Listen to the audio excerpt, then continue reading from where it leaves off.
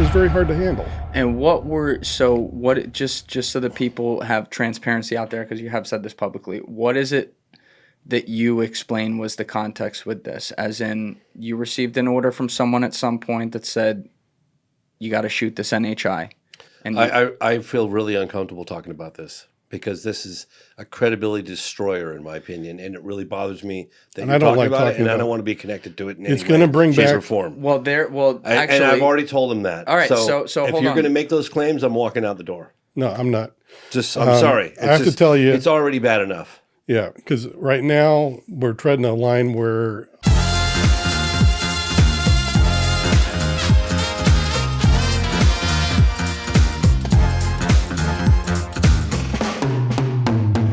James, what do you mean that coffee's not as strong as you like? I put like 12 scoops in there for 4 cups. You should have done 24. Jesus Christ, your life expectancy is low. I drink whiskey, and I like strong coffee, okay? It was strong. This is, wow, crazy. I'd like the spoon to stay upright or dissolve. Okay. You know what I mean? All right, fair enough. All right, well, let's get to it, what we said before the break. So, Jason, just starting at the beginning, where'd you grow up? Where are you from? Born to a full-blooded English woman and a U.S. Army sergeant in England. So I was born over in Harrogate is where I was born in England. I was a U.S. citizen by birth because Kennedy had just signed into law that, if you're born to a service member overseas, you automatically become a U.S. citizen there. Wasn't he whacked like 4 days before you were born? Yeah, before I was born, yeah. So I was glad that he passed that before I... Anyway, so... Wow. Anyway, that's where I was born. I spent a few years there. We did a quick tour to Japan, and that was kind of nice. So it was near Hokkaido, very beautiful place. And then we went to Fort Devens, Massachusetts. How old are you then? About 6, 7. Okay. And we ended up going there later on in life when I was graduating high school. My dad actually retired out of Fort Devens around 1980. And that's when I graduated in 1981 from high school. So, did you want to join the military because of your dad? I did. And he warned me. It was kind of weird. He said, don't go in the Army. I'm like, why not? He said, all I know how to do is kill people. He said, I want you to learn a trade. You go in the Navy or you go in the Air Force. I'll honor that. But he said, don't go in the Army or the Marines. All I know how to do is kill people. That's what he said. Yeah. He just said, he's been Special Forces most of his life. He was a Green Beret, all that kind of stuff. He was a very good soldier, a very good warrior. So he was on these bases, but he's getting called to different places around the world to do things. Yeah. Did he ever tell you about specific places? Yeah, later in life we started talking about, we had very parallel experiences and things that we'd seen, some of the touch and go things we'd experienced. Sometimes we'd cry, sometimes we'd not, laugh about it. And sometimes we'd be hopping mad about what somebody put us through. But we kind of talked about it. And yeah, we had a lot of the same things because he was an intel guy, but he was also, not in the front lines all the time, but he did do some of that, but he would do some of the same things that I did. But he was an intel, so he was like a Green Beret and stuff, but eventually he was doing things that were, I guess, like he was one of the guys that would, like, you'd take a briefcase of money and go pay off somebody in the town up in Vietnam. Oh, I like those guys. Yeah, and there was stuff that he got experienced that he was like, I can't even hang out with these guys. They talk about them killing everything in the house. And he said he was so sick and tired of debriefing it, and he was like, he asked to get off of that mission.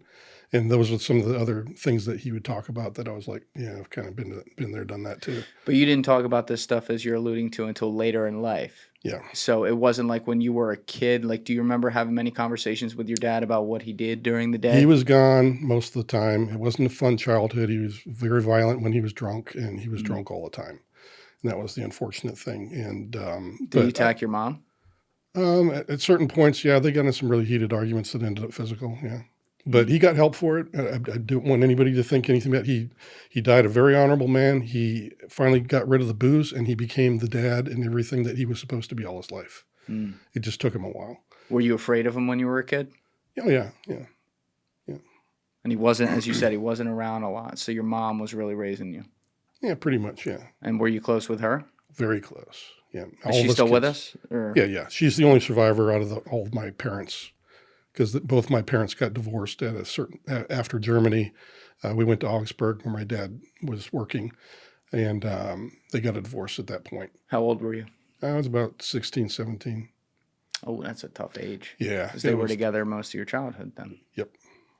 Well, we had a space where, like I was saying, we were at Fort Devens, and then I guess he and my mom weren't seeing eye to eye. So he just said, well, I'm going to go on a tour in Vietnam. I'm just going to buy you a house. Where do you want to live? And she said, San Jose, California, near my sister.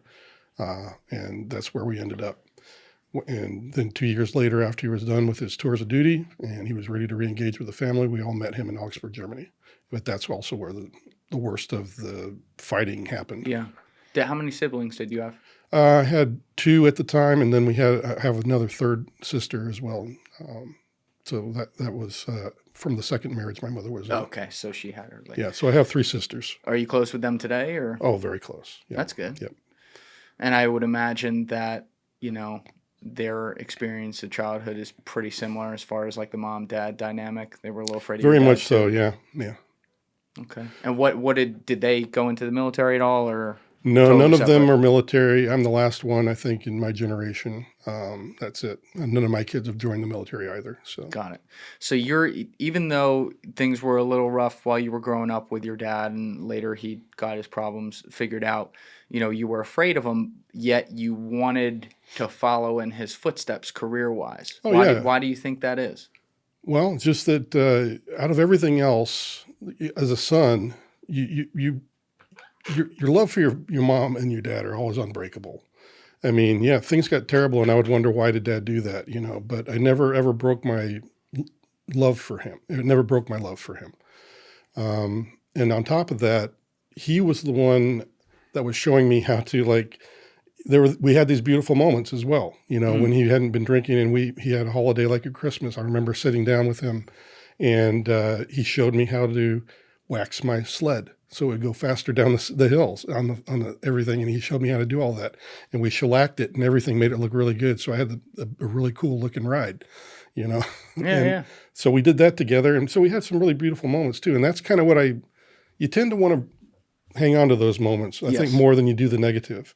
And I think that's what I carried through with, is that my dad was still a very good man when it came down to it. And I knew that it was usually related the bad times were always related to when he hung out and came home late, and I knew he was drunk because he could tell the difference. So you learned to compartmentalize certain aspects of him. The way I'm seeing it, correct me if I'm wrong here, it's like, on the one hand, he's the badass military guy who does very important things that I'm like, ooh, that's like superhero type stuff. Mm-hmm. On the other hand, you have to have an understanding at a young age of what substance abuse looks like. And when he's on that, he's not a nice guy and does some bad things.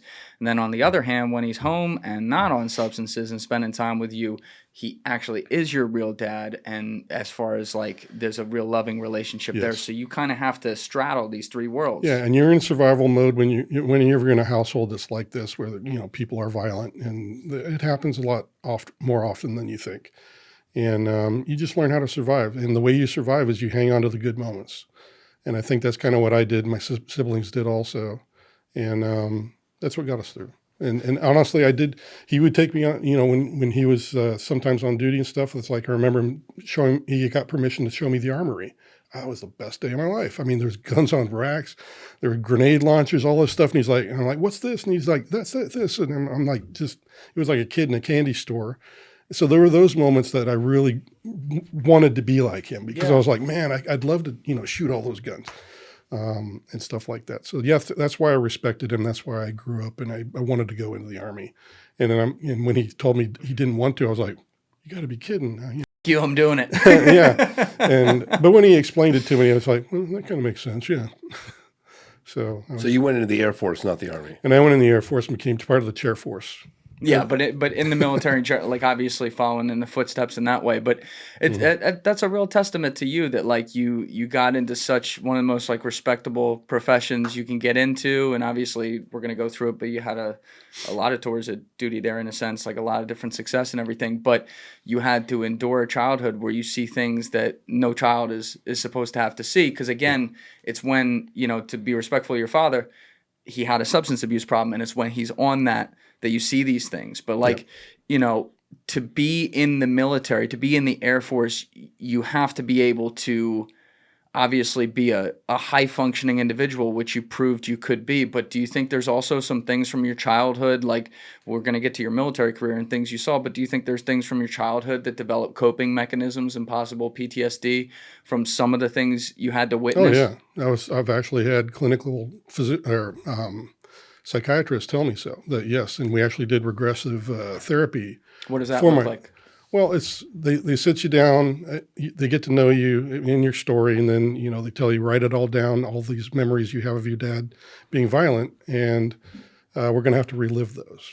Not under hypnosis or anything, but we talk it over. And sometimes I'd cry and I'd be angry all over again. But the whole idea is that you kind of tear the scab off. Yes.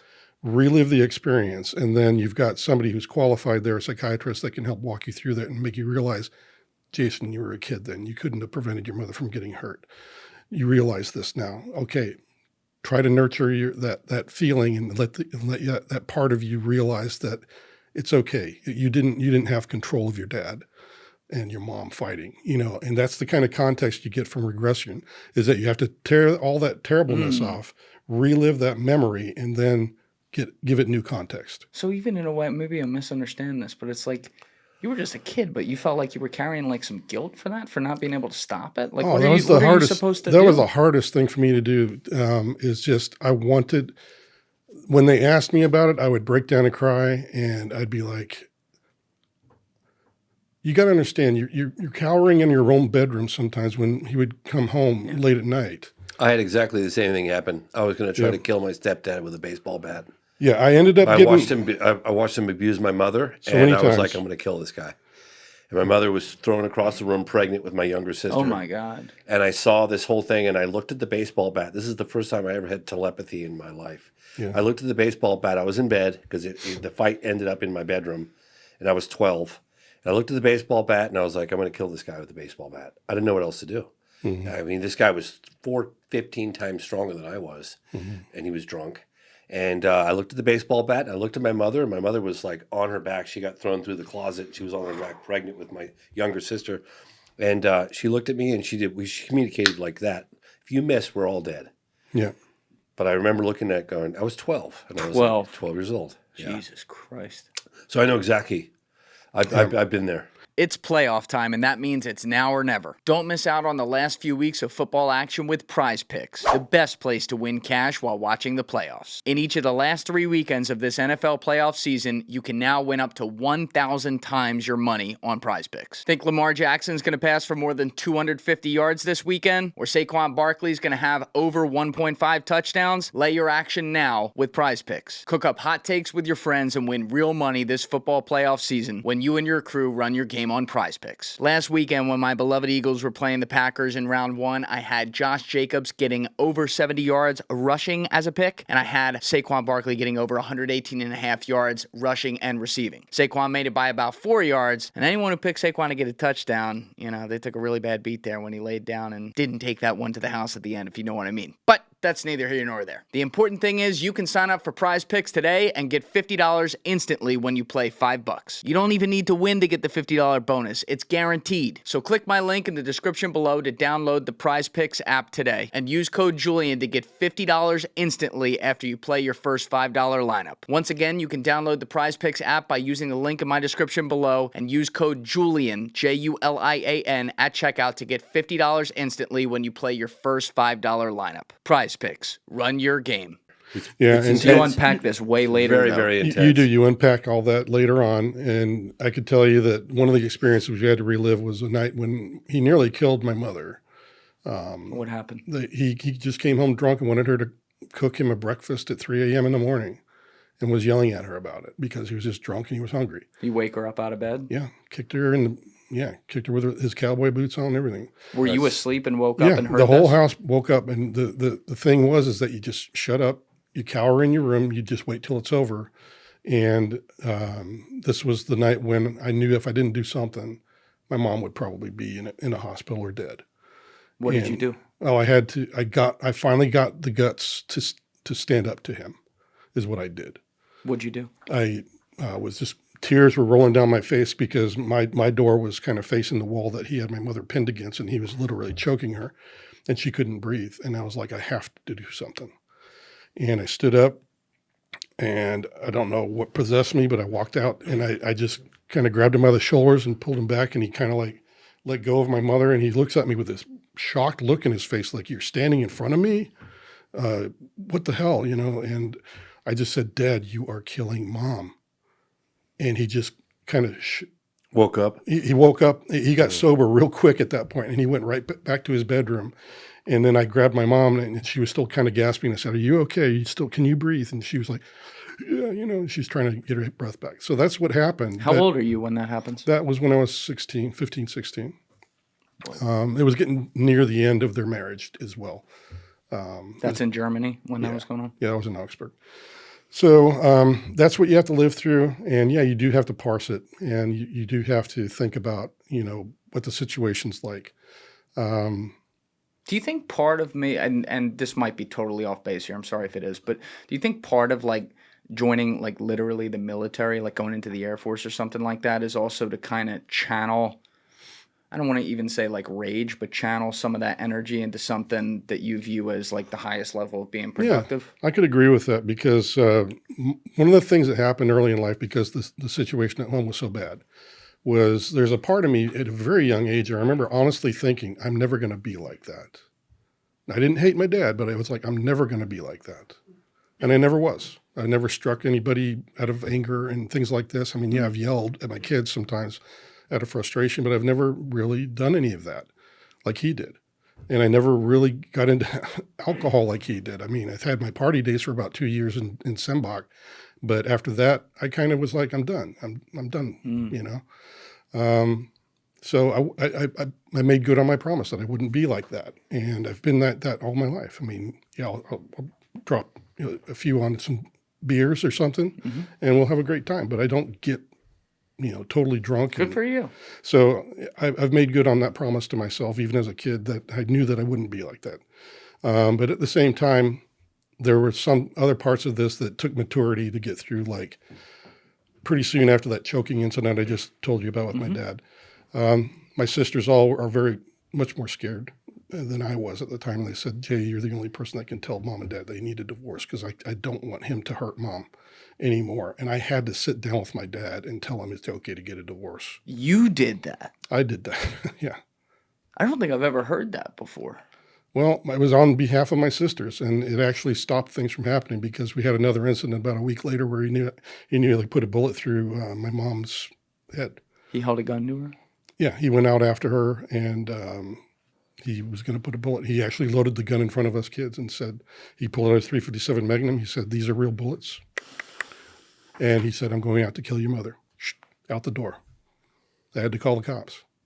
And luckily they caught him in the parking lot when he pulled it out and he tried to take a pot shot. And they didn't charge him for this? No, because nobody was hurt. And that's the way the Army kind of is back then. It was the old brown shoe days. You know, it's totally different now where, you know, all you have to do is post a meme and poof, you're done. Yeah. It wasn't like that back then. People were actually in bars getting in fights, and that was okay. How did your dad react when you sat down with him, I guess in a sober moment, obviously, to tell him, like, you're a 15, 16-year-old kid, his son, telling him, like, Dad, get a divorce. Like, how does he even respond to that? He kind of just looked at me for a minute, and I could tell he was mulling it over. He was, like, very surprised that I even said it. But then after a long pause, he just said, yeah, you know, maybe so. And then he just thought about it. And I walked away and went into my room and just read some books or whatever else I felt like doing that day. And he thought about it, and sure enough, a little while later, that's exactly what happened. Wow. That's, like I said, I've never heard anything like that. That takes well, the whole serious thing, balls. You know what's silly about the whole thing is that after that event and they got their divorce, my mom and dad sat us all down as kids and said, who do you want to live with? I was the only one that wanted to live with my dad. And I don't know.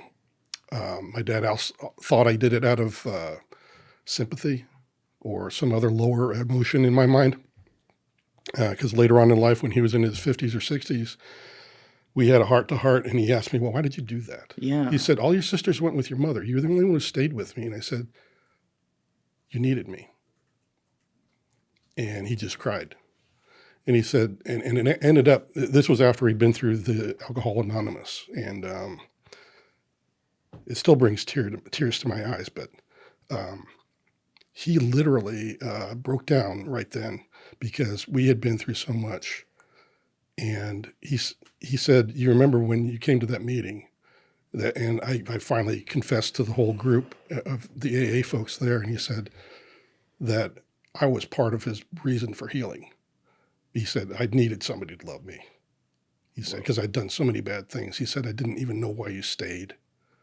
He said, but I was very thankful at the same time. And we got to know each other. And after 10 years of going to AA, he finally gave it up. And then he finally said, I get it. And when he brought me into that meeting and he looked directly at my face and he said, I'm done, son. But he told everybody that it's your love that got me through this. That's amazing. Obviously, you have a huge, and I can see it on your face right now, obviously. Yeah. I'm fighting tears, yeah. But you obviously have a huge heart because on one hand, you want to protect your younger sisters and everything. Yes. On the other hand, you want to protect your mom who can't protect herself. On the other hand, you love your dad. You just wish he didn't do this one thing because it makes him a horrible person when he does that. But you were able to put that aside and say, like, this is my dad. He can get better and he needs me to get better. Yeah, I don't know what told me that inside. I just knew that I loved him and I didn't want him to go through it alone. I knew that was really my driving force. And actually, after 10 years of him finally trying to get through recovery, because he'd start and he'd stop, he'd start and he'd stop. Yeah. But it took him 10 years to finally give it up. And then he became all the man and dad, the husband, everything he should have been all his life. Just he blossomed. That's a great story. That's a great ending to the story. And honestly, that's what I waited for. I mean, me and my sisters were actually sitting there on his deathbed later on in life. And my mother, whom he had divorced at that time, came. And they were on one side of the living room, and me and my sisters were on the other. And they held each other's hands, and they both said, we love each other, and I'm glad. Whoa. And I broke down, and my sisters broke down. I was like, this is what my life was all about right here, and what I went through. Because that was the moment that I was like, they finally reconciled. And about a month later, he passed away. That's incredible. So I was very happy to see that moment happen. Yeah, and you made it happen in a lot of ways. Yeah, so that's just the kind of stuff that happens. Though, but yeah, that's PTSD for you. I mean, for sure. But there's a part of it that it teaches you lessons as well once you learn how to cope with it, and that's what I had to get through, and I'm still getting through. I mean, it never really leaves you. You always have the emotions there, sure. And you always have the memories there. What's in the middle of all this? Because you're living on army bases and stuff. You're in other countries, so you're a U.S. Army base kid. We hear about this all the time with folks whose parents were in the military. But what was school like for you? Were you good in school? Because obviously, like, you have a lot of distractions at home, and you kind of have to raise yourself in some ways. Like, how are you doing in your actual with your peers and things like that? I actually wasn't all that good in the early days because, like you said, I had the specs on, the glasses. They didn't even know I had a problem until the 5th grade. Oh, so you were blind as a bat. I was blind as a bat. Yeah, but as soon as the world of vision, I was given the world of vision, I used to pull straight A's. Oh, wow. Yeah. The only time they dropped off was in high school, and I got D's in a couple of classes, but I still passed. What motivated you to, obviously you're smart, but what motivated you to also put the work in when there's so much bullshit going on at home and it's not like you understand it? It's a type of escape and a feeling of self-accomplishment that you wouldn't get in the family group, because I know my mom was very nurturing, but my dad could sometimes be overcritical, even helping him, with the sled. There was a couple of times he yelled at me because I didn't grab the right tool from the toolbox. And then he would say something else derogatory about, my inability to think right or something stupid. And those were the things that would kind of tear down at me. So the schoolwork was kind of a nice little escape, and I could leave all of my crap behind and I could just focus on that. And it gave me a way to feel proud of myself that I didn't always get at home. Well, you had said earlier you're also an artist, like you enjoy art. When did you discover that? Actually, that was a little girl on the playground. Her and her friends were drawing pictures. And I remember walking over and she's drawing the pictures. I was like, wow, those are good. And she got real embarrassed and she was like, oh, you can't see these. So I was like, I was inspired by that because I was like, wow, I wonder if I could get that good, you know? And I started drawing from a very early age, like 5 years old on. What would you draw? I would draw airplanes because World War II was a big thing. I used to love dinosaurs too. I'd draw dinosaurs. I'd get whatever dinosaur books I get my hands on, World War II books of dogfights of airplanes. I loved that. And then I remember in 5th grade, I switched off to hot rods and other sports cars and things like this. And I drew all those. And then I got into landscapes as well, drawing trees and all these kinds of things. So I just kind of kept expanding out and trying new things until I finally got good at it. And that's another escape, obviously. It's another beautiful escape. I've always had, that's kind of like an abusive relationship. That's what kind of happens sometimes is people get really into a different world with their hobbies. And I did that, guitar, drawing, whatever escape I could get into. How did your sisters like escape from things? Like what was their thing? We did a lot of getting the hell out of there. My mom also thought of that too, because in Augsburg in particular, when the violence really started to escalate, we used to go to the DYA, which is the Defense Youth Organization, and I was selling candy in the candy bar, but they would have when disco was around, 1975, 76, and my sister was really good at dancing. She always used to get the prizes, but she'd be out on the dance floor and I'd be back in the candy bar giving people stuff. And it was just a way to my mom would take us to a safe place, in other words, to that place. And she would be there all the time. So we dedicated a lot of time to all the other youth from our family just to get out of that environment.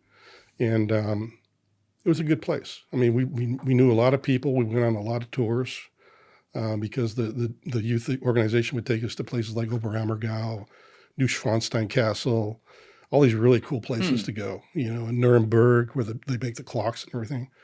And the Did watches. a couple trials there too. If I'd been older, I definitely would have been trying. Yeah. But there was a lot of really good things and good memories from that. And honestly, I can say that my mom provided a lot of that. Yeah, and you know what? That it's also like even in some of the darker stories, I always try to find like some silver linings, but it's clear that you guys had to learn a great skill for the rest of your life, which is to be incredibly independent and reliant on yourself because of what you're dealing with. Yeah. And also you're in foreign places too, like you're not it's harder, but you found a way. Yeah, and you're uprooting your friendships with some folks and then starting new ones after every 3 years or so. Yeah, there's a difference to the military life, and that's part of it. Have you and your mom, like since you started unpacking things like this with therapy and stuff like that, have you and your mom had a chance to have private discussions about how she saw things when this was coming up? Yep. What's that like? It's very therapeutic for her and I both, and sometimes it's just a vent. Especially for my mom, because she never actually got the same therapy I did. I mean, I was in the military.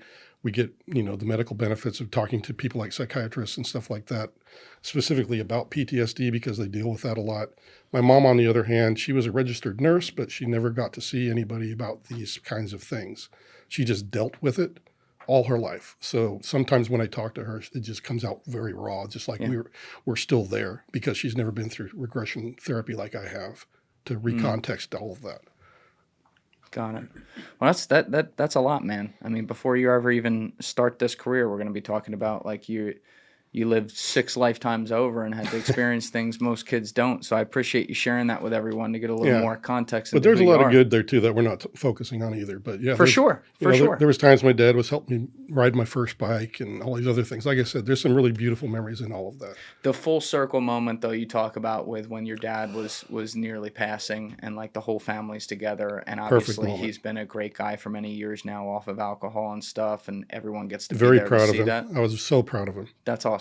Yeah. I really haven't heard a story like that before. That's a happy ending, right? Well, I hope other people take encouragement because that's something that everybody needs, no matter what depth that your dad or whoever is abusive, they need love too. Yes. And honestly, it may take 10, 20 years for them to finally realize that they are.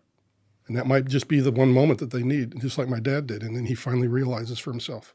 Yeah, and you know what? It's also a good example, in doing this job. I'm so fortunate to be able to do this for a living and talk with so many fascinating people like you across all different subject matters. But what ties everyone together is they all have human experiences. They all got their background, their life, how they came up, their environment. And, we live in a society now of the internet where everything has to be 0 or 100. We either have to vote no or vote yes, or 1 or 2, or black or white. But the world it's so gray. And, people are very, very imperfect, not the least of which is me. And, when you see a full circle where someone can even do some objectively terrible things, like your dad did, and you, the son who had to see this, can see that come all the way back and see the good in him and see the good have a chance to come out on the other side as well in the context of what is a full life. And then to have that moment where the family kind of comes together, that's a beautiful, beautiful thing, man. You're right. Looking back on it, I can see the lessons in life and how it helped me to mature and become the person I am. Because no matter what your experiences are, if you're not learning from them, you're not doing it right. Yeah. And I always tried to take what was bad and at least learn from it. Yeah. And try to make it better. And that's something that I like, again, early on in life, I learned because I was like, I can either make life suck even more, or I can finally start, I'll go play with my friends today rather than having to deal with this crappy feeling I have right now that, dad's out getting drunk and I know something's going to happen. I'll just go out there and escape this. And you learn how to cope like that, but then you start to also learn, all these maturity things that help you mature later in life, because now you can reflect on all of that. For sure. And realize that these are the ways people get through things. Like you said, the gray area of life that is not so, if I'd listened to half of the people that wanted me to do one thing with my dad and not the other, they would have had him in jail. For sure. But here it is. He needed love. I remember just a couple years ago, the stepdad that I was talking about earlier, when I was going to try to kill him with a baseball bat. I didn't say kill him. I was going to try to neutralize him because he was a clear danger to my family. Yes.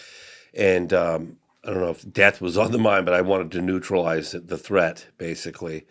But I got contacted in the middle of the pandemic, and one of his daughters, one of his daughters, reached out to me, and she's like, Dan's on his deathbed, and he's got 24, 48 hours to live. Oh, wow. And is there anything you'd like to relay a message to? I thought it was kind of odd that she reached out to me, and I don't have the fondest memories, obviously, but I was like, you know what? I wish him well on his next journey, and just you can relay that to him. I didn't want to give him any negative. So I said, I wish you well on your next. And that was how it all ended. Because I like to think of people as giving them another opportunity to, that there's some good there. Yeah, people are going to have to answer for things they do, especially if they're not repentant about it or anything. But, the older I get, the more I understand when you hold that hate in your heart. Not good. And you hold on to those grudges, and, there's natural human emotions you have in the moment with things for sure. But when you let that carry you down, it ends up having a bigger negative impact on you more than anything, and when you free them of that with a level of forgiveness or just, a sign of goodwill like you did, it's actually more powerful for you, and they're going to deal with their maker how they deal with them. Well, here, James, would you say now that because now you've matured from all of that, just like me, I think back on those days, and now I'm able to actually think about, well, my mind is what I make of it. If I allow positive or negative in there, it's just like they talk about those wolves, whichever wolf you feed is going to be the one that's stronger. That's right. And would you say that that's kind of how you feel now, is that you fed the right wolf rather than letting the other one just, eat the meat and I said when we closed the deal and I was losing all the money that I made from Moment of Contact and hadn't even paid back our investors fully, when the deal was finalized and I had to walk away from it all, I relayed a message to the guy who ripped me off, and I said,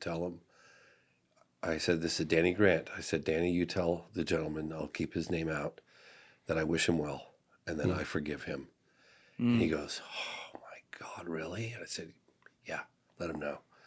Because to me, that was a way of like, hey, shit happens and it's absolutely diabolical. I'd like to think that this guy didn't deliberately rip me off and that I'm going to forgive him. And it was just like, who was that? The guy that was, come on, James, I'll think of his name in a second. Gandhi. Muhammad Gandhi? Muhammad Gandhi. Muhammad Yeah, Gandhi apparently blessed his killer. you did. Yeah, the guy killed him, and as he was dying, he blessed him. It was like, Yeah, whoa. yeah. That comes. So powerful. Can you imagine? Yeah. Yeah, so anyway, I'm not, So you did I'm not- experience that then? I did because I felt like I just wanted to kind of rise above it and let it go. Let it go. Let it go. Don't harbor that illness. Am I upset about it? Yeah, of course I am. I'd be lying to say I wasn't. And did it really devastate me financially? Of course it did. But I'm going to pick myself up by the bootstraps. My dad used to say to me, life's what happens when you're busy making other plans. Pick myself up Great quote. Yeah. and move on. Yeah. Wow. Yeah. And I have to say, my wife shows that same thing because one of my kids got abused in a daycare when I was in the Air Force. My second born, she was abused in a daycare, and Oh my God. we had 2 years of pure hell, sleepless nights, anger about why. And my wife actually in the courtroom, she just looked right at the daycare provider and said, "I forgive you."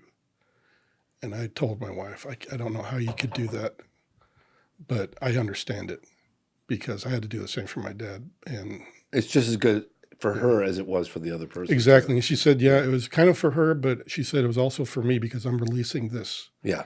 and I'm just letting God deal with this because I know it's too much for me to handle. It doesn't do you any good. Yeah, but guess what Harboring that happened? ill sentiment does not do your body any good, man. No. You got to let that go like a duck, But water that's- off a duck's back. But We yeah, both well, slept- not easy. Easier said than done, right? But guess what? The next night after we had that happen in the courtroom, we both slept well. We had not slept well for many, many months Yeah. because it was just eating us up alive. I got to tell you, man, when I signed those papers and finalized, at least I had some resolution. Yes. Even though, despite it wasn't the resolution that I was hoping for, but at least I had resolution because You that knew you had action steps that could it come. was over. The nightmare was like it happened. This is what happened. Moving on. Well, there's some great lessons in there you just had. So I'm sure a lot of people are going to pick up on that. I appreciate you sharing all that, Jay. Yeah. But once you do get out of your childhood and you do join the Air Force, what was the beginning like? Just take me there. Well, you're 18, right? Yeah, I'm 18, actually 20, because I spent 2 years trying to make it doing security work in San Jose, California. And that's what I did. And then eventually I just decided, I really want to prove to myself, I'm going to make a commitment to the Air Force, and I'm just going to do this, And I went in and talked to the recruiter, and sure enough, I was by January of '85, I was in the Air Force going through basic. I think you started to say this a little bit earlier, but we got off it. What was the thought process on choosing the Air Force specifically? Oh, just that my dad had said that it's a good military service where you learn technical skills that you can use in the outside when you retire. And that's really what governed the whole thing is I knew I could get an education, which I did. I got my bachelor degree through the Air Force. Oh, wow. And all the other stuff. And I've never looked back on it as being a bad thing. I mean, yeah, it had some rough spots here and there, but nothing that I can complain about. I mean, I have all my medical taken care of. My wife's got all her medical. All my kids were taken care of very well by the Air Force. And the benefits, good grief. I mean, where else can you go, honestly, in today's world and retire at the age of 40, 42 Yeah. and have such a lot of, you've got, you're going to have an income. Right. That you can't beat that. No, you can't. I mean, yes, you're giving up a lot because I had to sacrifice a lot. My family did too, and I was away from a lot in several parts of my tenure in the Air Force. So yeah, there's a give and take there, but it was well worth it at the end of it all. But when you went in, you didn't have like a specific thing in mind you wanted to do within the Air Force. You were kind of open to wherever. Yeah, I just took the test. They have what an ASVAB test is what they call it, and it shows your propensity to learn things. And I had a very high mechanical and administrative score. So usually the guys with mechanical, they go into a field, which is what I did in the first few years, like 3 years of my career, was I was an airframe repair specialist. And what does that consist of? That's where you have like large bodied aircraft like C-130s, KC-135s. They get broke. They get cracks in their wings from flying. There's a lot of vibrations in the craft and the things that break. So that's what I would fix. I would go out there and help. Sometimes we'd have to pull out gear tracks because after landing so many times, sometimes those landings are hard. And, excuse me, the aircraft needed to be repaired, and you'd have to pull out the gear tracks. These things are like as tall as a ceiling in here, and they weigh over 100 pounds, and you have to pull them out and then put in the new ones and shoot the rivets in and everything else. That's what I did. And where were you stationed doing this? That was Little Rock, Arkansas. Okay. So that was my very first duty station after my first technical school. What are we thinking, like mid-80s-ish year? Yeah, I went through 85 to 80, what was it? 87. Okay. 87 to 88, somewhere in there. And where'd you go right after that? That's when I had to cross-train out, and because they had too many people in my career field. And then when that happens, they just take the extra people, usually the lowest ranking people, and they requalify them in another field. Right. So I switched over to Intel at that point, and I ended up in Sembach, Germany for my first duty station. Did you have a preference for that, or did they say you're doing Intel? I had a preference. I took another series of tests, and they presented me with jobs that I qualified for. And I saw the one that said, "Ooh, I'll be monitoring telecommunications, and I'll have a top secret clearance." And I was like, "Ooh, I want Sign me up, baby!" Yeah, I was like, "Spy shit! Yeah, I got this. I love this." So that's what I did. Okay. So, and where did you say they sent you again? For the second one, second school was Goodfellow Air Force Base. And where's that? That's Texas. Okay, in Texas. So this is where you train in the telecommunications Yes. thing. Now, we started to talk about this earlier with some of the specific examples James was talking about where you're listening to things, to phone calls and stuff coming off the base. But, like, I guess prior to that, like, what's the full gamut of your responsibilities once they train you for that you're doing? You have specific training on protecting people's privacy first and foremost, okay? Because unlike my career field is unlike the ones that listen in on, like, our adversaries to our nation. We're talking about, I'm going to a military installation where American citizens and military personnel are talking. They're Americans, they have rights to their privacy. So you had to be trained on how to handle all that stuff.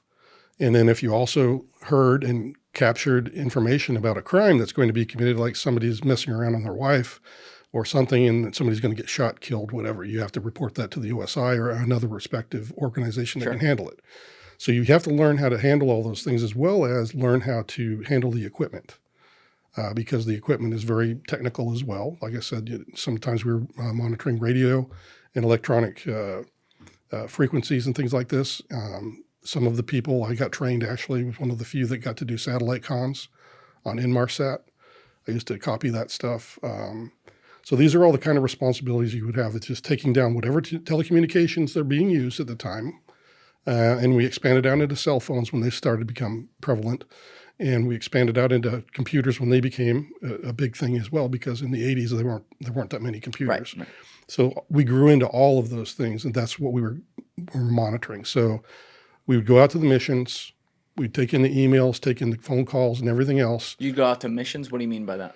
Well, we'd go, almost always it was a 2-week mission, unless there was like an operation like Noble Eagle where you had to be there for months. So you're sent somewhere in the world where there's something going on, and you're like the Mr. Wolf team. Open up the bag and say, all right, we're here to do our thing and take care of that for you. Yeah, like when Desert Storm kicked off, they just called us down to CENTCOM. We started our monitoring there.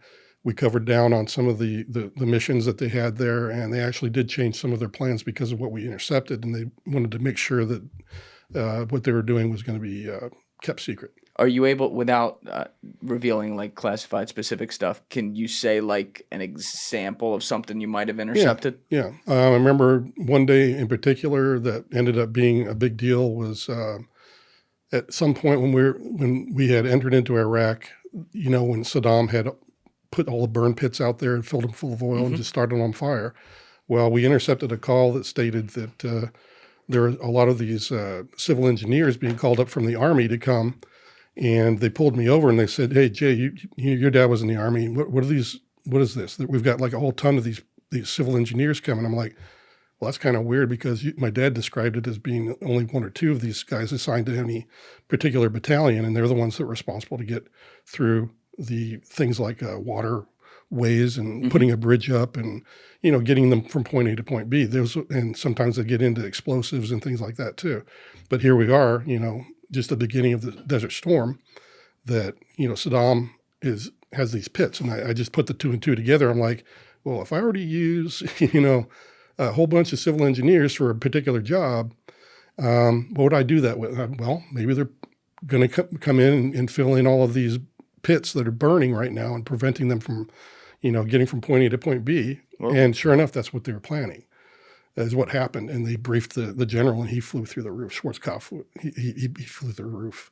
That's pretty cool. So you impact things on a serious level. Yeah, there. so they delayed that part of the plan, and I think they came up with a deception plan also just to make sure that it went down properly. And you saw how we kicked butt.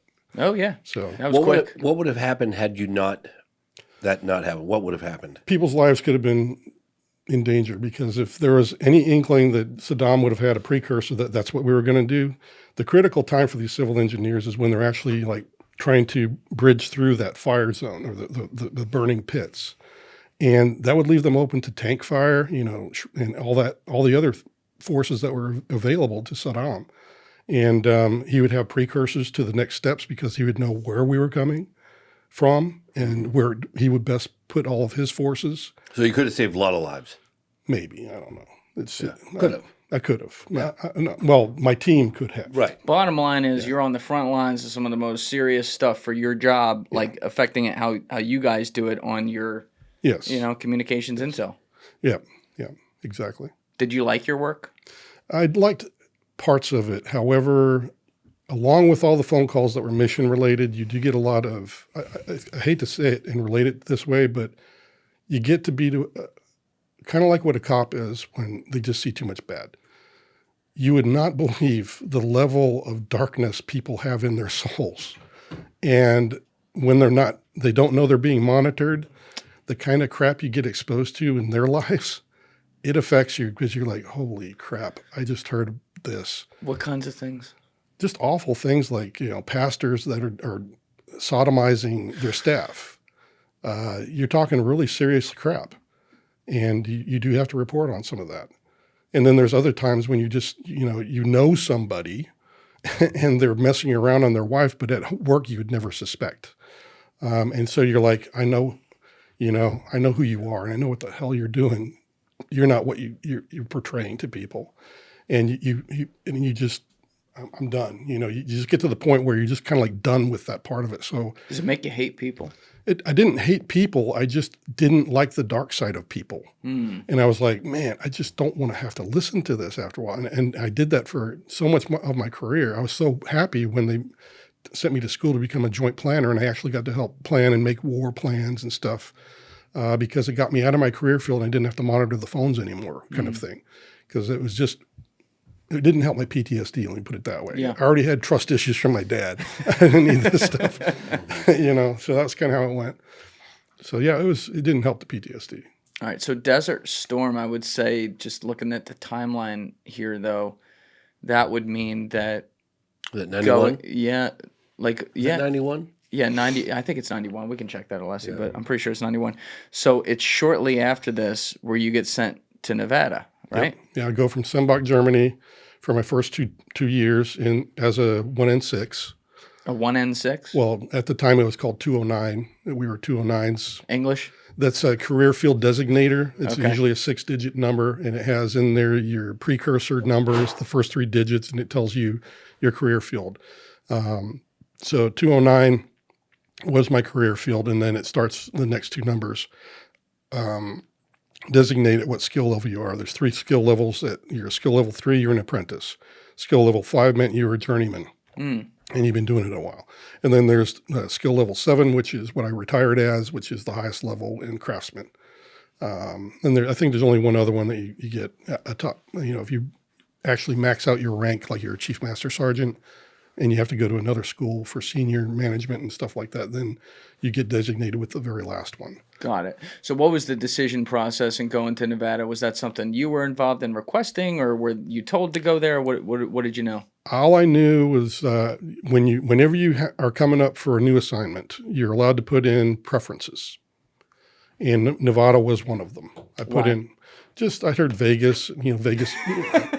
That was it. You put it all on black. Yeah. Jason's like, Vegas!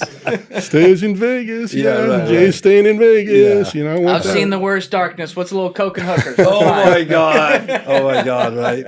I'm going to go from bad to worse. Yeah. Guys, it was not the only one I had on my list. Who else did you put on your list? You remember? I put Hawaii.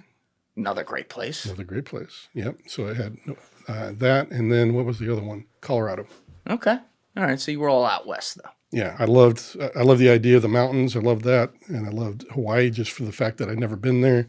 And again, Vegas because I'd never been there either. So it was more location based rather than whatever mission base was going to be. That was more your Correct. preference. Yeah. Okay. It was just out of, where would I like to grow up? Yeah. So that's how it was. Yeah. And at this point, are you married with kids? Nope. No? I met my wife actually after the first year I was in the program. Okay. That's what we're about to get to. So That's right. you get to Nevada. This is still like just regular military stuff. What are you doing when you first get there? I end up underneath the training shop. So I'm helping train people in my position because I'd already been doing it for a couple of years. So I was able to train other people on the positions that we have. There was another side of the job that was different from the telecommunications monitoring that they do at Nellis. They since quit doing it, but they also had another part which they called doing the red flag exercises, which was going up to Black Mountain and doing all the other stuff we'll probably talk about and touch on. But that was another aspect that was very unique to Las Vegas work and Nellis work for me and everybody else that was a 1N6 that went in there. And you're training people. You're not even 30 years old yet. Yet Right. you've been around. Yeah. And I was good at what I did, and people recognized me for that. They knew I was a good frontline analyst as a 3 and a 5 level. I had my 5 level by the time I got to Las Vegas. So that was where I was stepping into it. And I was also chosen by the training shop to be a person that could train the trainers as well. I was also chosen for some very handpicked prototyping training. Like we had other people that were radar specific. In other words, they did ELINT, I did SIGINT. You don't usually Can you cross. explain that to people? Well, signals intelligence is SIGINT. That's where telecommunications is within that. So whether you're doing it against the adversary or you're doing it like I was for military installations of our own, then you're receiving signals from radio waves or from other means that you have to intercept it. And that's called signals intelligence. Now, ELINT, that's electronic intelligence, which is like radars. That's what, they call them scope dopes. Mm-hmm. And that's what my wife was. So we were both assigned to the same unit.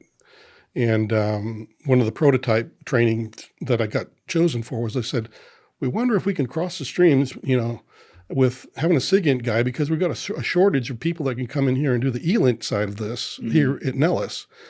Well, let's grab Jay. He's really smart on things and he knows the systems really well. Maybe he'll take to this. And that's how I met my wife because she was my trainer. Oh, so she was in the military too? Yeah, we served up until about the 10-year mark. Then she got out after our second child, after all that rigmarole with my child getting abused in a daycare. Yeah. Oh, that's right. We already talked about this. Yeah. So that happens as I walk you guys through it. But anyway, that's how I started. Were you living in Las Vegas proper, or were you just like, where were you North living? Las Vegas. You were living in North Las Vegas. Yeah, I lived right across the street from the mayor of North Las Vegas. And how far were you from the Nellis test range? It's probably 2 to 3 hour drive. Oh, wow. It's a long drive to get to the test range. Wow. Okay. Or to the gates that I would go in. Oh, okay. Wow. Wow. That's a lot of driving. Yeah. And I did it for 180 days out of the year, along with the other people in my squadron. Yeah. Would you ever stay when you drove all the way out there? Because that's 3 hours each direction, right? Yeah. 3.5. Would you ever stay out in a bunker? Well, that's what we did. You would? Yeah, we would go up there and do the red flag exercise for 2 weeks. Then we'd change out crews, and then because we had a little place up in Beatty and Tonopah, there was our favorite hotels that we'd always book whenever we were doing our exercises. But that's how we would do it. We would just every 2 weeks we'd change out the crew. Okay, so you weren't having to go back and forth like. Okay, oh no, got it. No, it was not like a daily trip. Got it. No. But essentially, the whole beginning of your time there, you're not in the program or anything, which we're going to talk about, which involves UAP. The first part, no. It took a few months for them to ask me in. Yeah. Okay. Did you, but even before they asked you in, did you because again, you have such high rankings at this point. You're training people. You're being asked to do some serious things. You're an expert in your field. You're also, I guess, like a star because you're young as well. Like, did you ever have some of your superiors like pull you aside and, I don't know, if they say like, "Hey, we got some special things in mind for you," or give you a hint that listen, Yeah, keep that's going, kid. Yeah, in the records that you guys were reading off of, if you go into my job descriptions, I was doing things that some of them didn't do. Like had to be the plans NCO. What does that mean? Well, plans NCO is usually somebody that what you go into the plans office on the base, and like say during a crisis or a disaster, there's all these checklists that you go through because each organization on the base is responsible for either taking in victims, getting motor pool vehicles to do things, helping with logistics to get things back and forth, getting food, all these types of things. You all contribute to that as being part of the base. So a plans NCO has to go out there and read all these things that could possibly happen. Or if we were ever to defend the base, let's say, that these are the things that we would have to participate in. We'd have to give up 10 bodies to secure the perimeter. We have to give up 2 bodies that are willing to drive this particular truck that are qualified to drive these deuces, which are very large trucks, the ones you've seen in the films.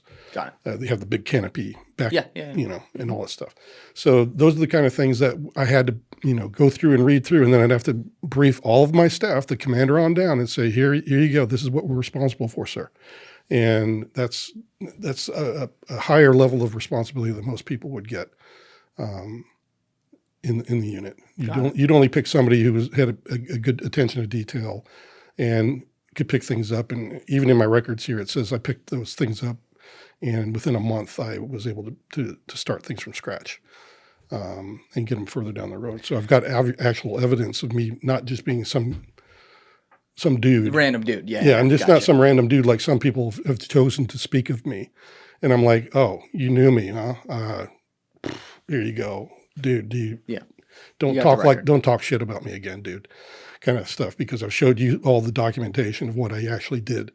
So, and then a few months in, they come to you with this idea of the program. yes. All right. So before I ask you about that, just real quickly, because I didn't cover this with you, at any point in your life, whether it be growing up, your early time in the military, I don't know if there's some things you saw or whatever, at any point had you had a previous interest in or curiosity about or desire to be educated on things that were not of this earth, like whether or not there was intelligent life out there? Yeah, I had, when I was in San Jose, California, that was my first UFO sighting.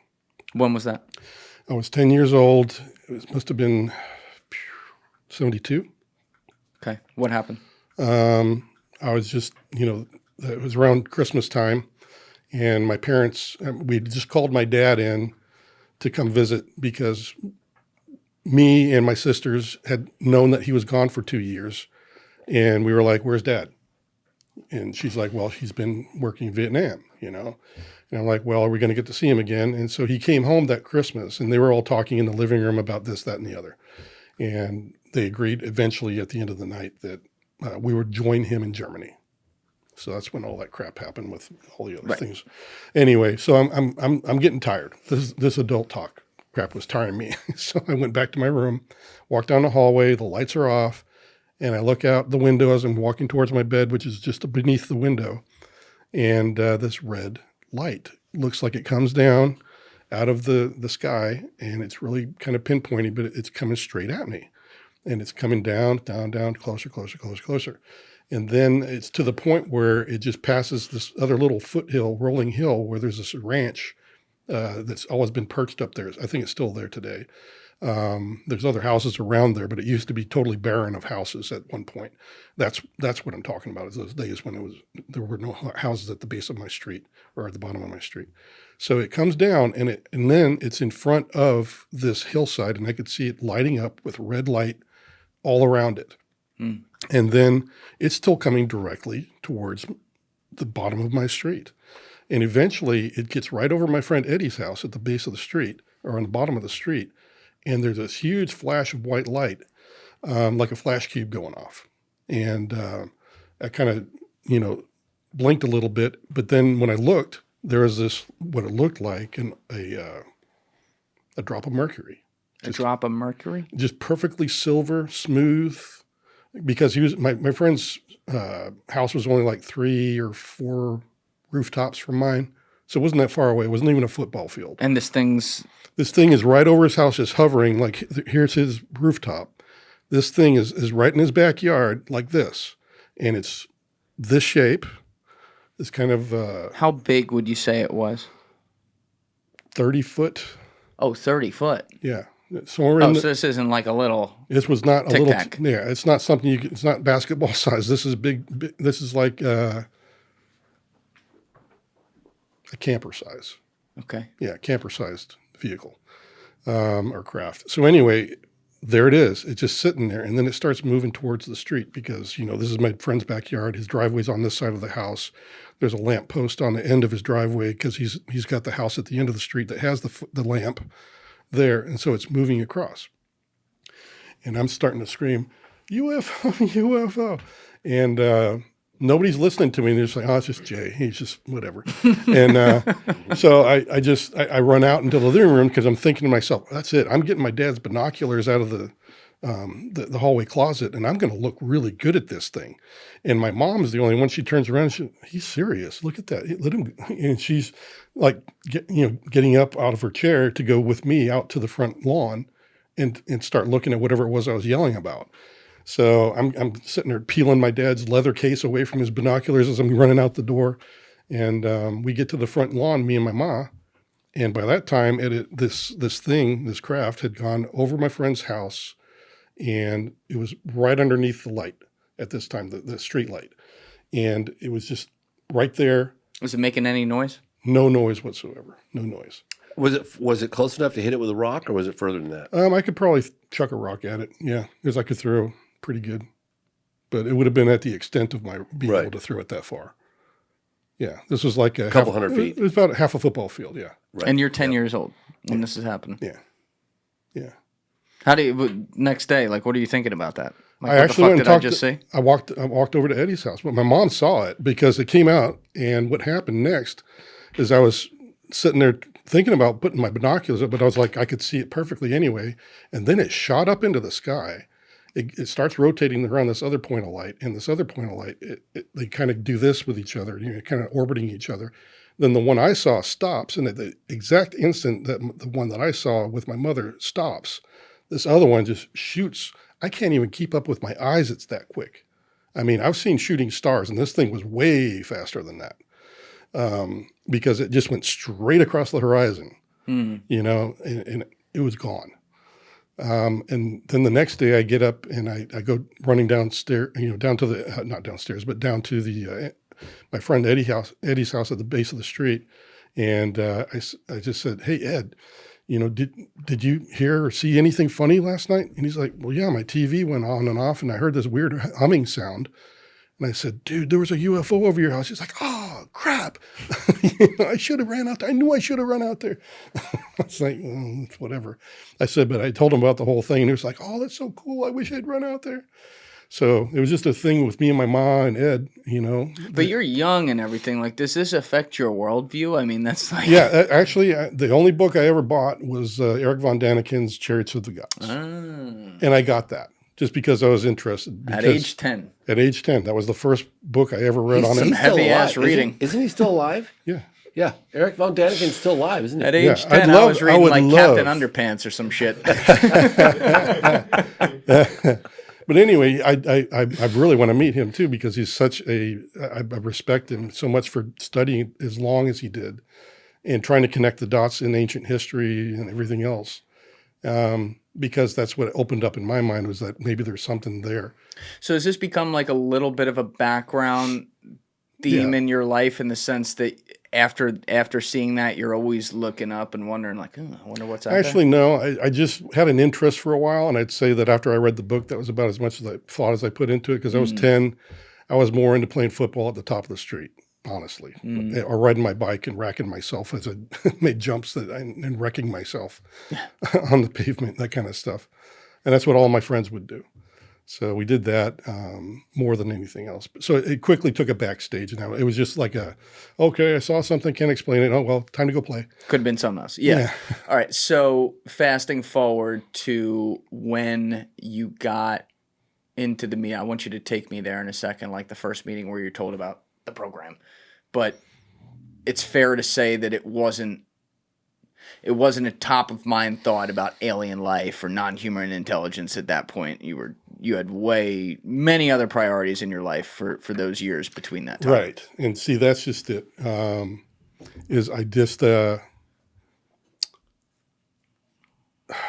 guess we did talk a little bit about it, because the first time we went up range for the red flag exercises and training and everything, people automatically, everybody who was new to it started talking about Dreamland. Dreamland? Yeah. The place up there in the test range. Oh, that nobody talks about. Yeah. But Area beep. yes. Thank you. Listen, I'll say it again. Beep. Yeah. Thank you. Yeah, the area that you bleeped out the words in the program, but not the mouth. So lip readers can go figure it out. Right. No, nice job, James. I used the F-bomb a lot in that film. That's what everybody said. What were you doing? Were you saying the F-bomb? Or I was like, no.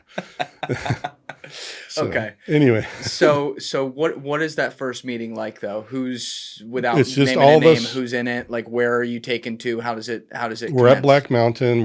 We're up there getting our training to do red flag exercises, and we're just hanging out on the front porch of the schoolhouse. And if you look straight across the desert, that's Groom Lake Mountain Range. Mm-hmm. And people started talking, oh, well, that's Dreamland. And everybody's like, oh, they got UFOs there, and they got this, that, and the other. And I was like, wow, that'd be cool. That's the first time we started talking about it. The second time was closer to probably them getting me on board, because that was just me and one of the other guys that was already read in, driving up range to go, take care of a couple other people that wanted to change out, days. Because we would do that sometimes, aside from your 2 weeks up range, you could trade out with other people, because people have stuff to do. People that are having kids. They got to go to a hospital appointment, or their grandparents are in the hospital. Yeah. So we were just going up there to replace people, and that was it. So we got to Indian Springs, and we started to talk about it. And I was saying, wow, Dreamland, that would be really cool. And the guy, I didn't even know it. He was read in at the time. He's all chuckling at me like, yeah, wouldn't that be great? And I'm like, talking it all up, and we just had a really good conversation about the whole thing. So we go up, we do our bit over on Black Mountain, and we train the air crews, and then we come on back home. And within a short amount of time after that, I get pulled in. Who pulls you in? The same guy who was in the car with me, and two other analysts that are also 1 in 6s. Now, Lou Elizondo in his book describes like being in his office, and a certain guy, I think it was maybe Lukaski, walks in and says like, hey, I need you to apply for this or that so you can have clearance. I did not have to apply. So there's nothing like that. They had their eye on me for some reason, and they just said, hey, Jay, come here. Come in here and we need to talk. And they took me into one of the side offices that wasn't very well used. And I guess that's where they had been operating out of when they did their analysis and stuff. And I sat down, and they mentioned that they wanted to bring me on board a special access program, and if I had any problems with taking a polygraph, and all these other things. And I was like, yeah, I got nothing to hide. I'll take a polygraph. But they don't say words like alien or NHI or anything like that. They're just saying it's going to be some top secret shit. Yeah. And so what, they have you take a polygraph? Yeah. Was it just a normal polygraph? No, this is full life. You have two types of polygraphs. You got counter intel, which is the lesser of the two. Then you have full scope. Full scope is everything. They dig up everything. You're talking about your childhood. What did your third cousin removed do? That kind of stuff. Did they know a lot about your childhood and some of the things you dealt with? Yeah, but then the topic for the questions was just mainly, about being a trustworthy person, mm-hmm. And they're bringing up a touchy subject that they know you probably would be shocked to hear from them, just to see how you respond and see if you're lying. And I went through that with flying colors, I guess. And I was also there with the officer, the scientist of our team. He was onboarding the same time I was into the program, so we both took our polygraph the same day. Was it literally called the program at the time? No. I can't say it was, they gave me the project name after I had my polygraph and it came back positive, that came back without any problems. Then they took me and, well, they called me up, I think it was on a Friday, it was a Friday. And they just said, have your bags packed, we're leaving tomorrow. And I said, okay, where? And they said, we're not going to tell you. Just meet us. We're going to come pick you up over the dormitory. We're going to go. I said, okay. Because both of them or the two that went with me that day, no, the three of them, two of them were married and one of them was still single. The guy that was single, I actually hung out most with, and he and I actually had a lot of commonality with a lot of our hobbies and stuff.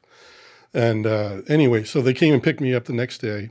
We went to McCarran Airport, and there's this weird place where they take you, and there's unmarked aircraft. Yeah, it's like this little hangar at it. It's just like you drive off of a certain road over there, and you go in the gate. You got to have your credentials, and you got to show your ID card, and you have to be on the list. Otherwise, you get turned around and told to bug off. So we go there, and I get on the in the line, and in the line for what? For getting on the craft. Get on the airplane. Got yeah, it. because there's all the other people that are going. Okay, you're getting on an airplane. We're getting on Was an there airplane. a line that said you had to be this tall? Okay, no, there wasn't nothing like that. But no, you got to take 2 shots and a beer. No, that's kidding. good. No, just kidding. But anyway, no, Vegas. you go through the line, and you get to the point where I'm going in the line with the rest of the guys, and the other guys are just like, okay, you watch how people respond when you get on board the aircraft and when they deplane. And I was like, why? He said, you'll find this kind of interesting. And I was like, okay, because I've been on planes before. I don't get it. So anyway, but what they're alluding to is like when everybody got on, it was very civilized. It was like everybody knew where they were going to sit. Yeah. And then when they left, the same thing happened. Nobody was jostling around, elbowing you to get in the line and grabbing their bags. Everybody was just very civilized. So anyway, that's the first day I went up to Groom Lake with them. And I had to go sit through my read-in video.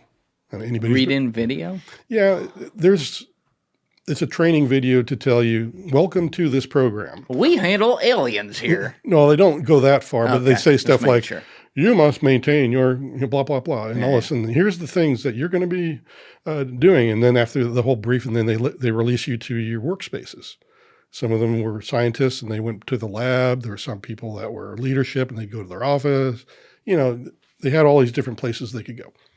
And I was taken to the commander's headquarters in the building there. And the guys, we all went up there. We all greeted the commander. And then the commander said, okay, how about a base tour for you, Jay? And I was like, oh, that's so cool. And you still have no idea what. Well, I knew where I was. I knew I was in Dreamland, and I knew I'd been onboarded into this program. Okay. And I knew because the first thing in the video is it tells you what the program name is. And is it a dead giveaway kind of thing? No. No. It's something that is hard to figure out. Okay. So you don't you know where you are, so you're like, I heard there's some weird shit here, but you don't necessarily know if like that's going to prove to be urban legend or if you're doing something Correct. deep military black ops type stuff. Right. Okay. So anyway, so I'm up there with the commander, and he asked the other guys to go have lunch or whatever, and he says, you're coming with me. We're going to do the base tour. He showed me all around the whole base, told me this hangar's that radar does this, there's the weather station and all that stuff. And there's the burn pit, don't go near that, and I was like, okay. So there's all these really, and I was like, well, where's the UFOs? And he just looks at me. You want to go to the weather station? And I'm like, why would I want to go there? And he just laughs at me. And he says, it's just right over there. You want me to take you there? And I'm like, why would you have a weather station out here? And he's like, well, you want to go sit? And I'm like, I was stupid. And I said, no. So why'd you say no? Because I was like, no, I want to see the UFOs. It's like, show me the UFOs. You weren't reading the room. I wasn't reading him right because I'm like that. I'm stupid. To a certain extent. I don't pick up on clues that other people get in context. But he was alluding to the fact that after I had said, can you show me the UFOs? He was alluding to, they're over there by the weather station. Okay, let's go see that.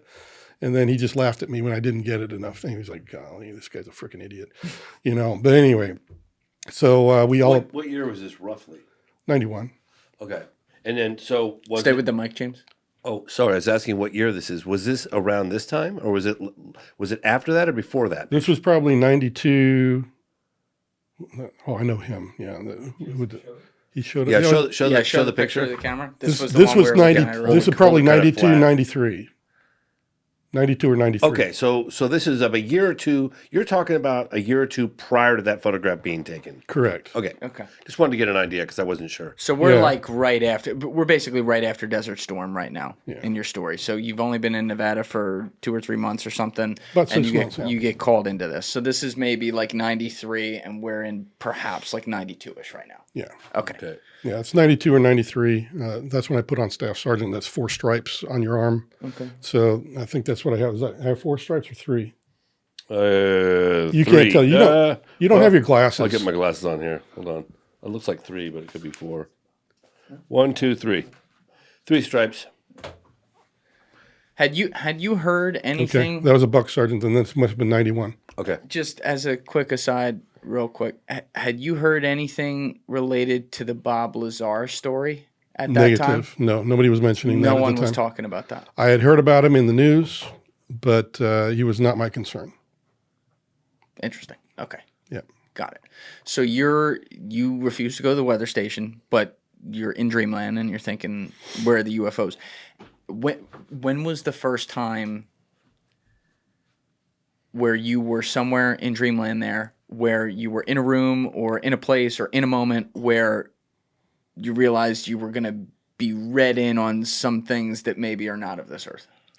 That came pretty soon after my base tour, because the guys that I was going to be working with, the other analysts like myself, who are all about the same rank, they took me over to what they call the cantina on the base, and it's old as sin, probably World War I, World War II kind of building, but it's just a place where you can go cook hot dogs and hamburgers and drink beer and do whatever. It's just a cantina.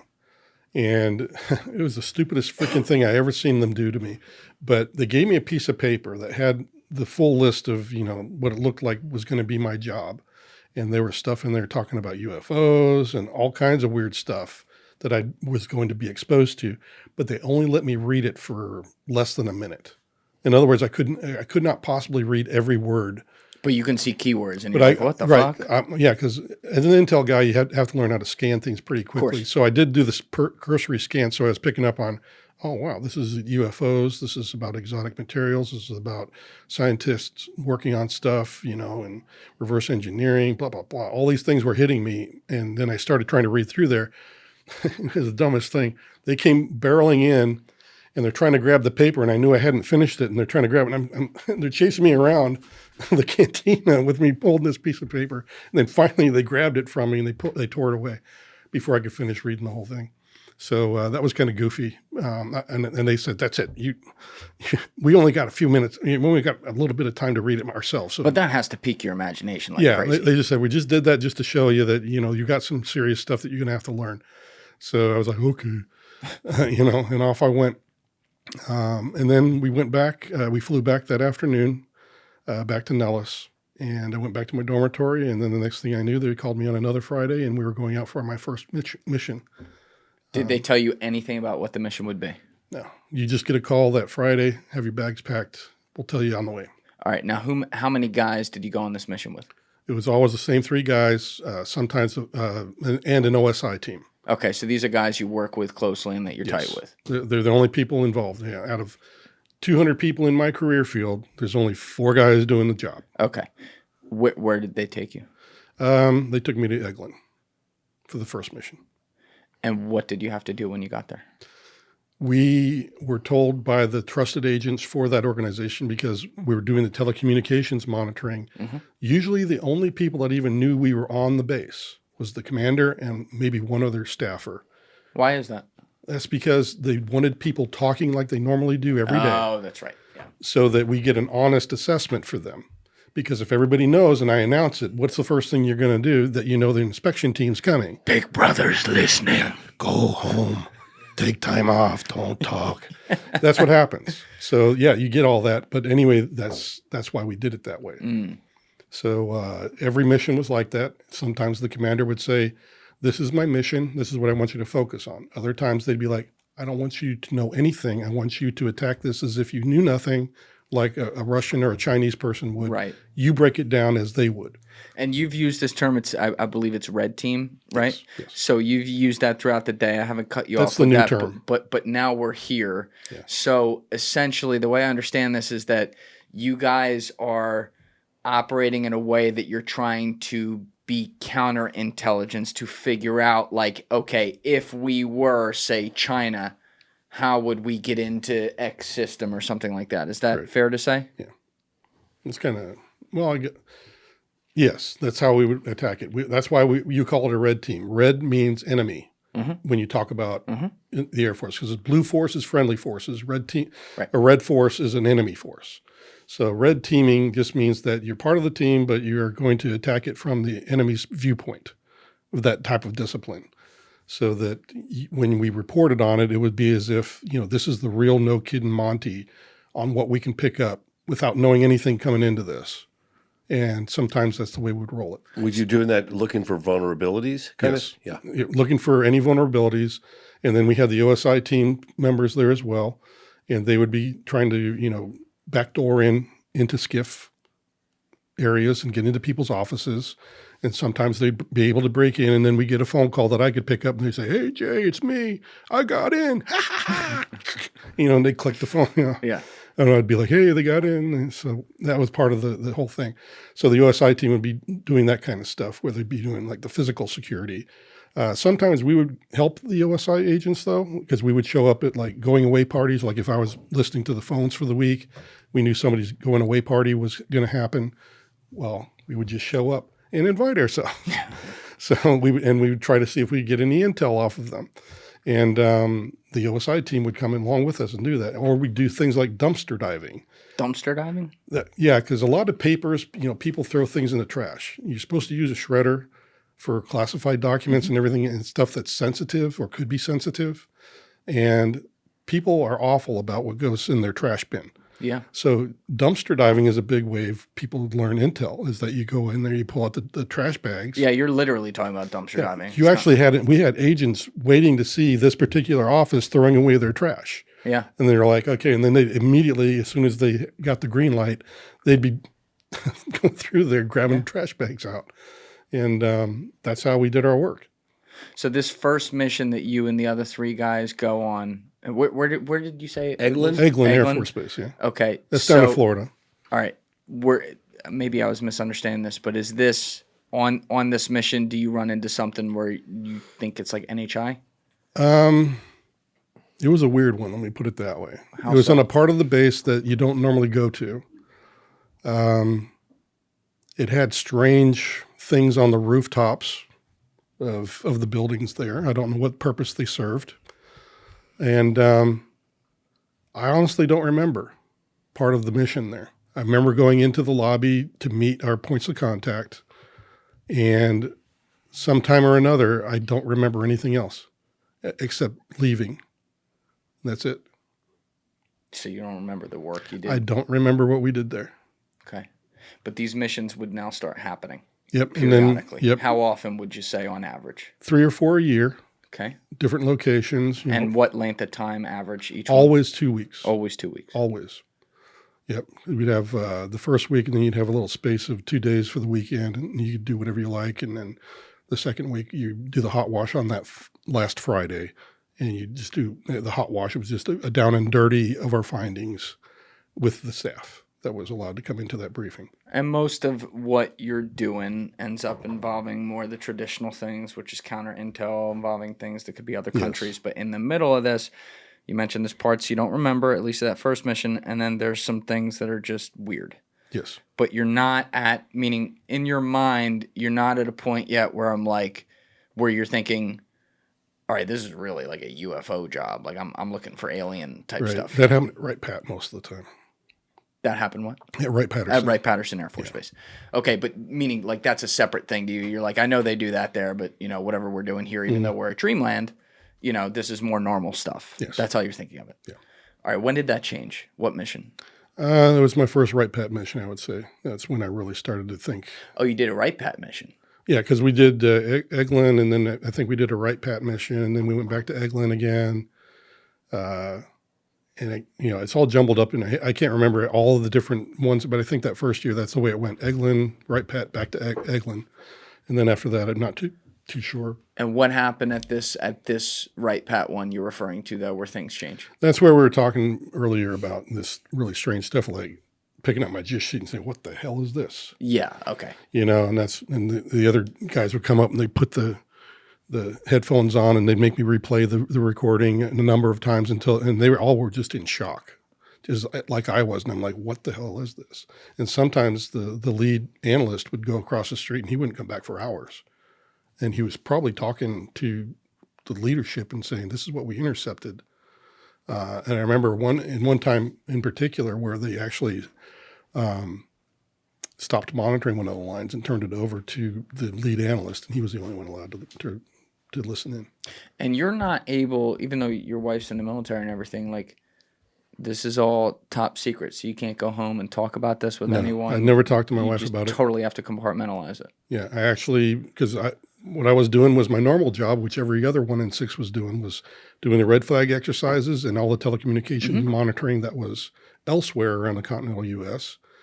That were not in this particular program. Right.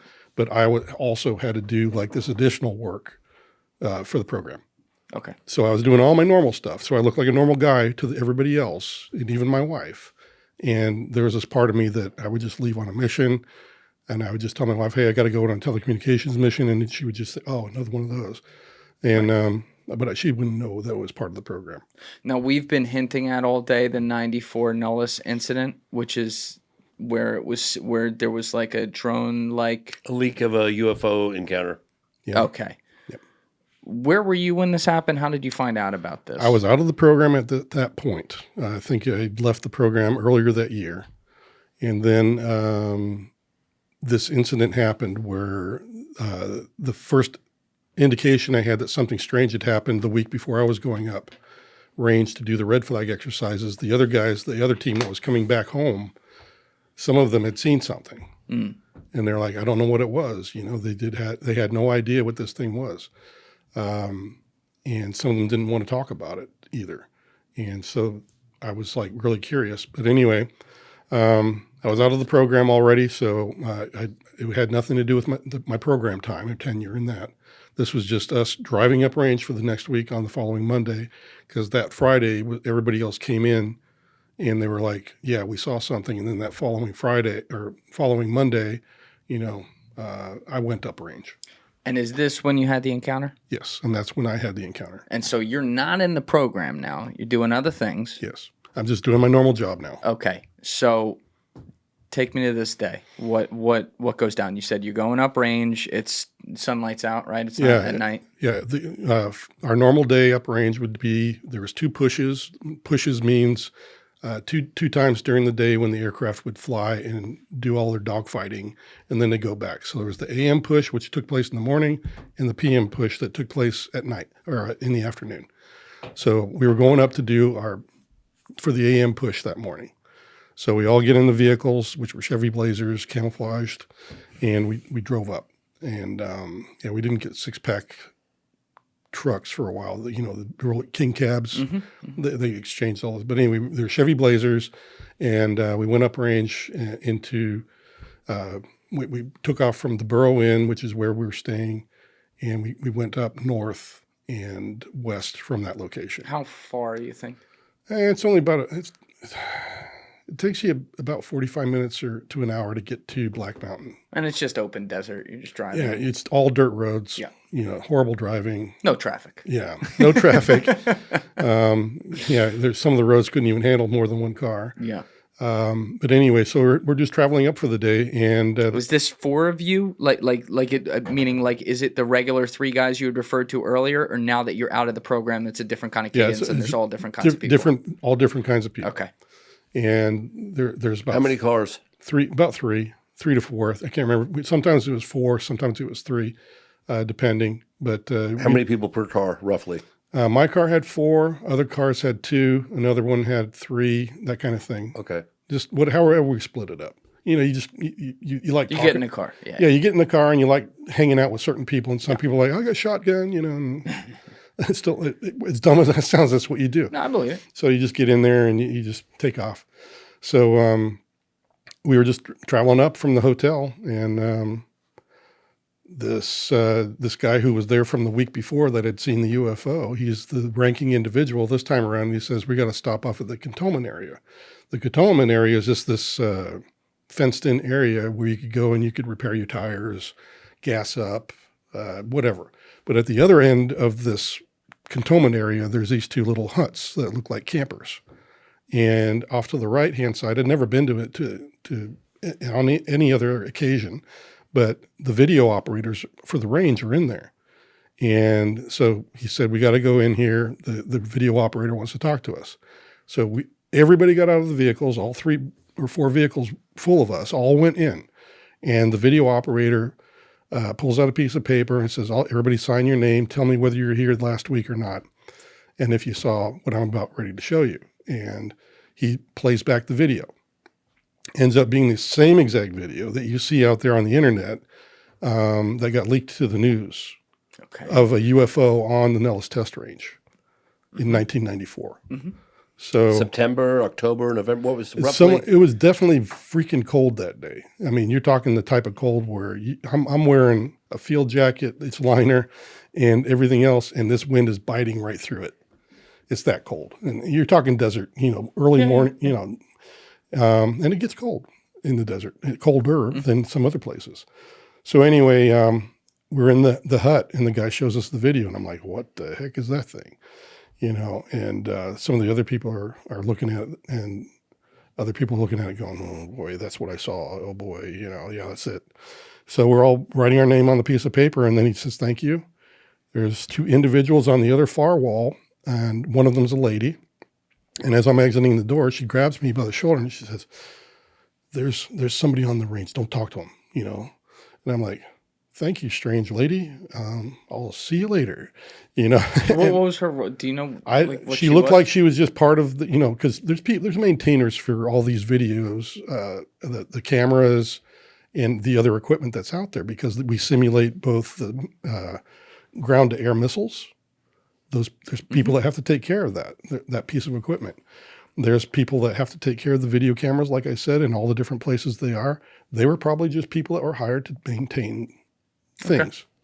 Okay. Some of them are mechanics, so that, if you have a breakdown with your car, some of them can fix your car for you.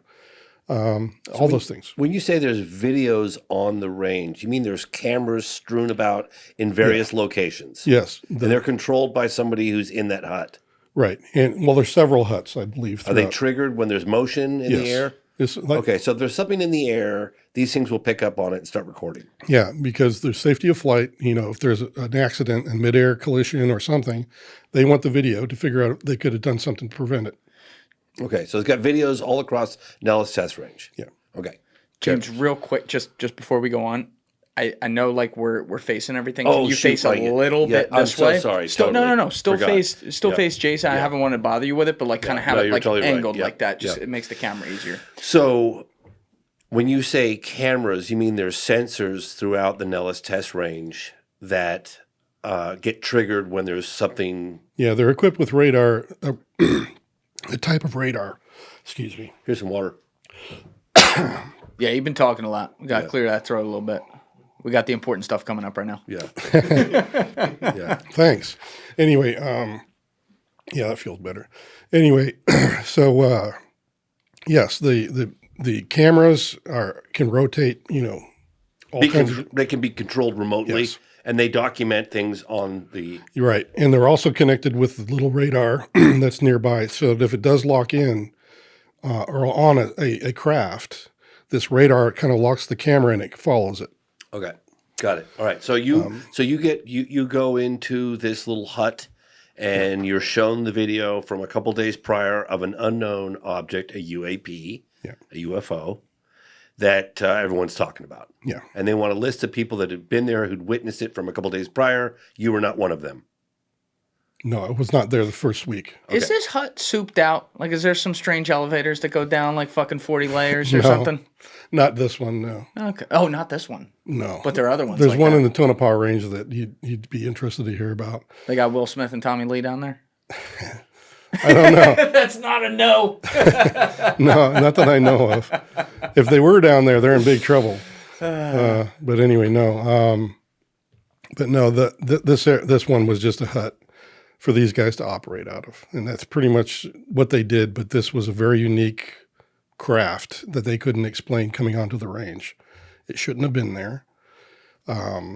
However, the following Monday, because this had happened on that Friday, and we were allowed to come up on Monday, it's obvious somebody did not report it properly because they usually shut down the whole range. Got it. So And this did not happen. The lady comes up to you at some point and says, "There's somebody on the range. Don't talk to him." And she looked like white as a sheet, like she was really upset. So you're like, "I'm gonna go talk to him." No, I didn't even. I just thought she was weird, and I didn't even expect to run into anybody because I was like, "Thanks," you know. I didn't know what to tell her. I'm just like, "Okay," you know, whatever you say. Got it. You know, at that point, you know, because I was just like, So you go back out there and you jump in the trucks. we jump in the trucks, we start taking off, and we start headed towards Quartz Mountain from the Cantonment area because there's a sharp right-hand turn that goes towards Quartz Mountain.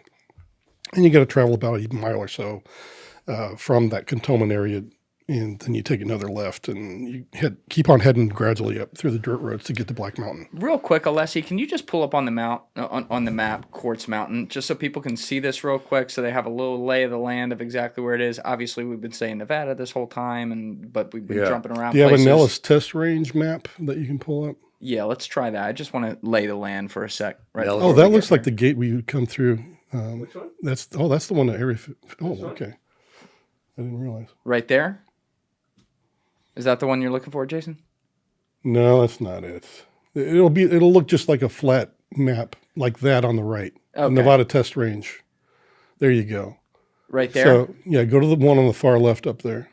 Make If that one doesn't have enough fidelity, I'll it we'll bigger. There we go. Okay, there we go.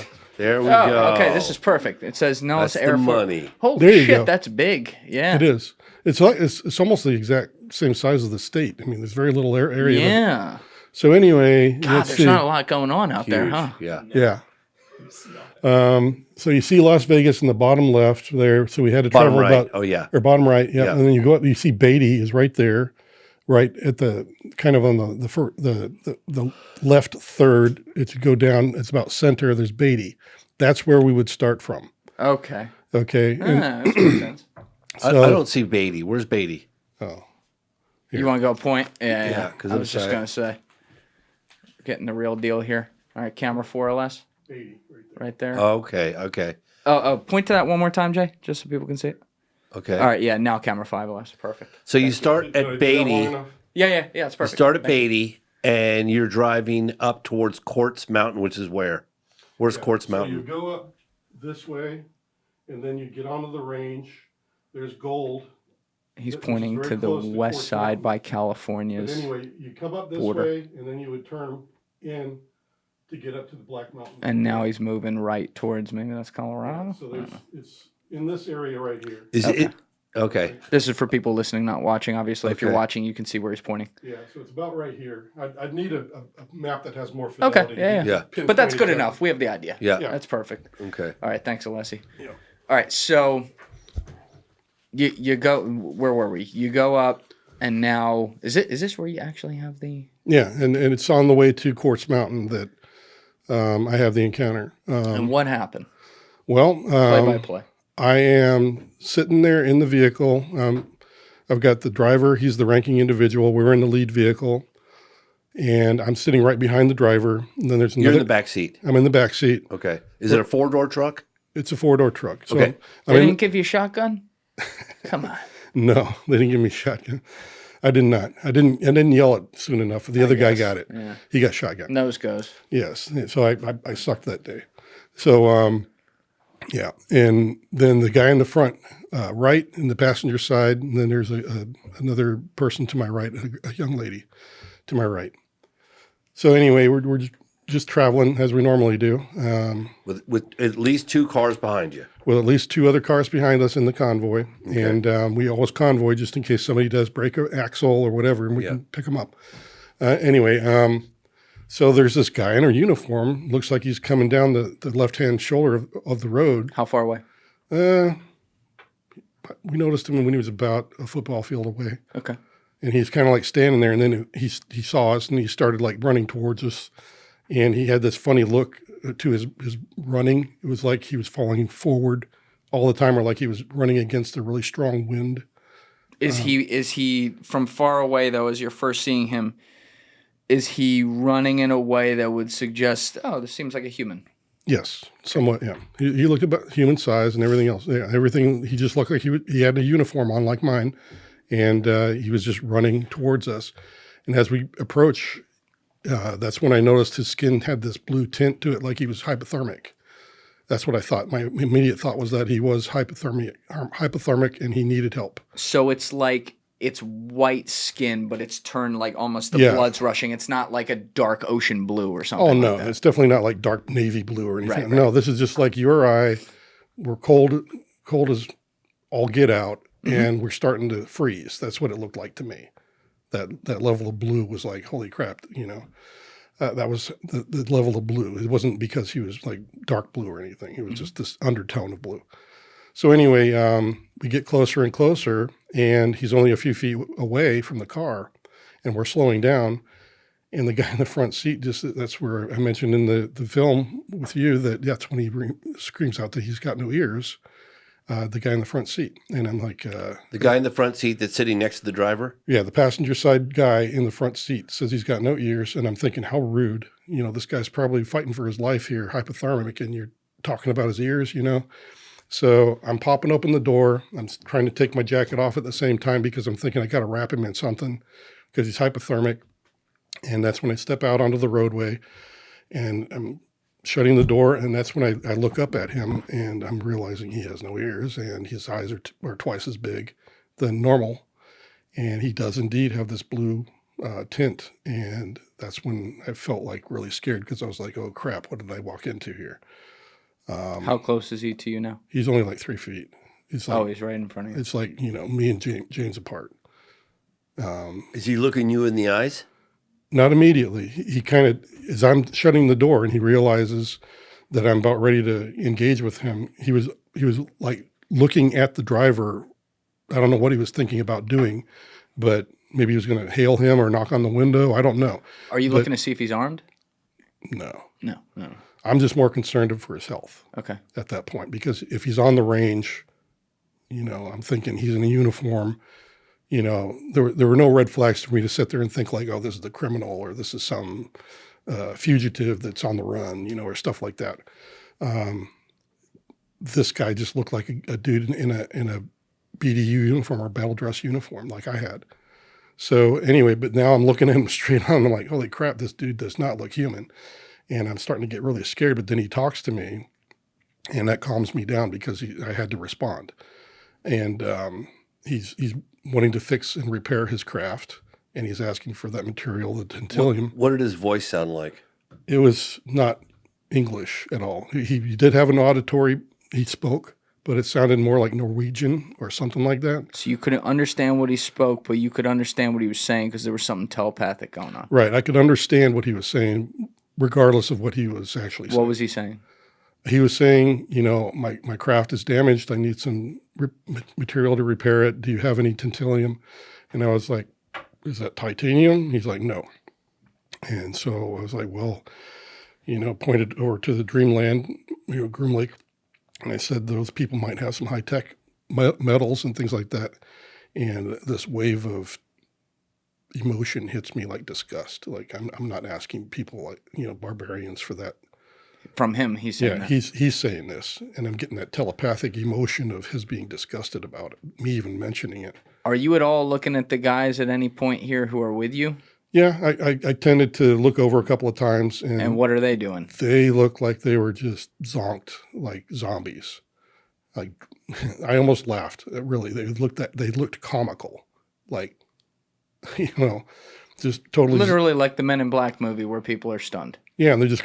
they're just kind of like, they're just zoned out. Yep. That's what they looked like.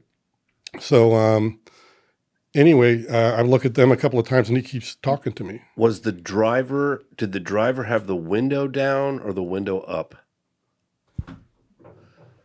Sorry, does the driver... I think at one point he did start rolling his window down, but when he saw my door was opening up, I think he rolled it back up because it was freaking cold. And he probably wanted to, stop the cold air from coming in. Mm-hmm. So I think maybe the window was down partially, maybe. Yeah. He could have, but I don't really remember, to tell you the truth. You're reacting to what's happening right here, and you're having this communication, so there's like a lot of senses going on here. Right. But first of all, how long is this full encounter with him? We're going to get to how it ended. Not very long. But... It couldn't have been more than 5 minutes. Okay. Is there a point in there where you are like, holy shit, I'm talking to a fucking alien? Well, yeah, after I realized this guy's talking another language, I'm being preoccupied by his constant talking to me. And, I got the distinct impression that I was like in a holy crap situation. So, yeah, I felt definitely that there was definitely that this person was not human. I've never been talked to by James or you telepathically like that. And if you have another language as your first language and still understanding you, I've never had that happen before or since. So how does it end? You talk for 5 minutes. What happens? He ends up going back to his craft. He gets into it. And as he's traveling above the roadway and travels off in the south to southeast range or of the range and it's kind of towards Vegas actually. And, he just takes off, and then everybody in the car finally is coming to, and they don't have that zonked out look anymore. What does the craft look like, by the way? You did share it in the program documentary, link in the description below. Go check it out. Great documentary, James. But what does it look like? It's kind of got a bulbous cockpit, and it's got like a little pad or footprint thing that comes off of it. Mm-hmm. How big? It can hold like two people, like a cockpit of a fighter jet. Had you ever seen anything like it before? Never. You're talking to a guy along with the other people in the convoys that were there the week before. You literally, when you do the red flag exercises, you see all these craft, not just your own in our inventory, in the American inventory, but we are actually helping our allies to train also with us.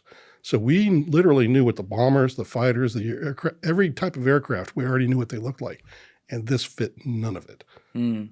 And that's exactly the feeling I had because it had a bulb, like an egg-shaped cockpit that was about the same size as a normal fighter jet cockpit would look like. It has this black pancake egg that's flat. It's about a foot or foot and a half wide, sticking out the back where like if it was a helicopter, it would have been the tail of the helicopter. Mm. And then, you see those helicopters that have like a big rounded canopy or whatever where the pilots sit. Yes.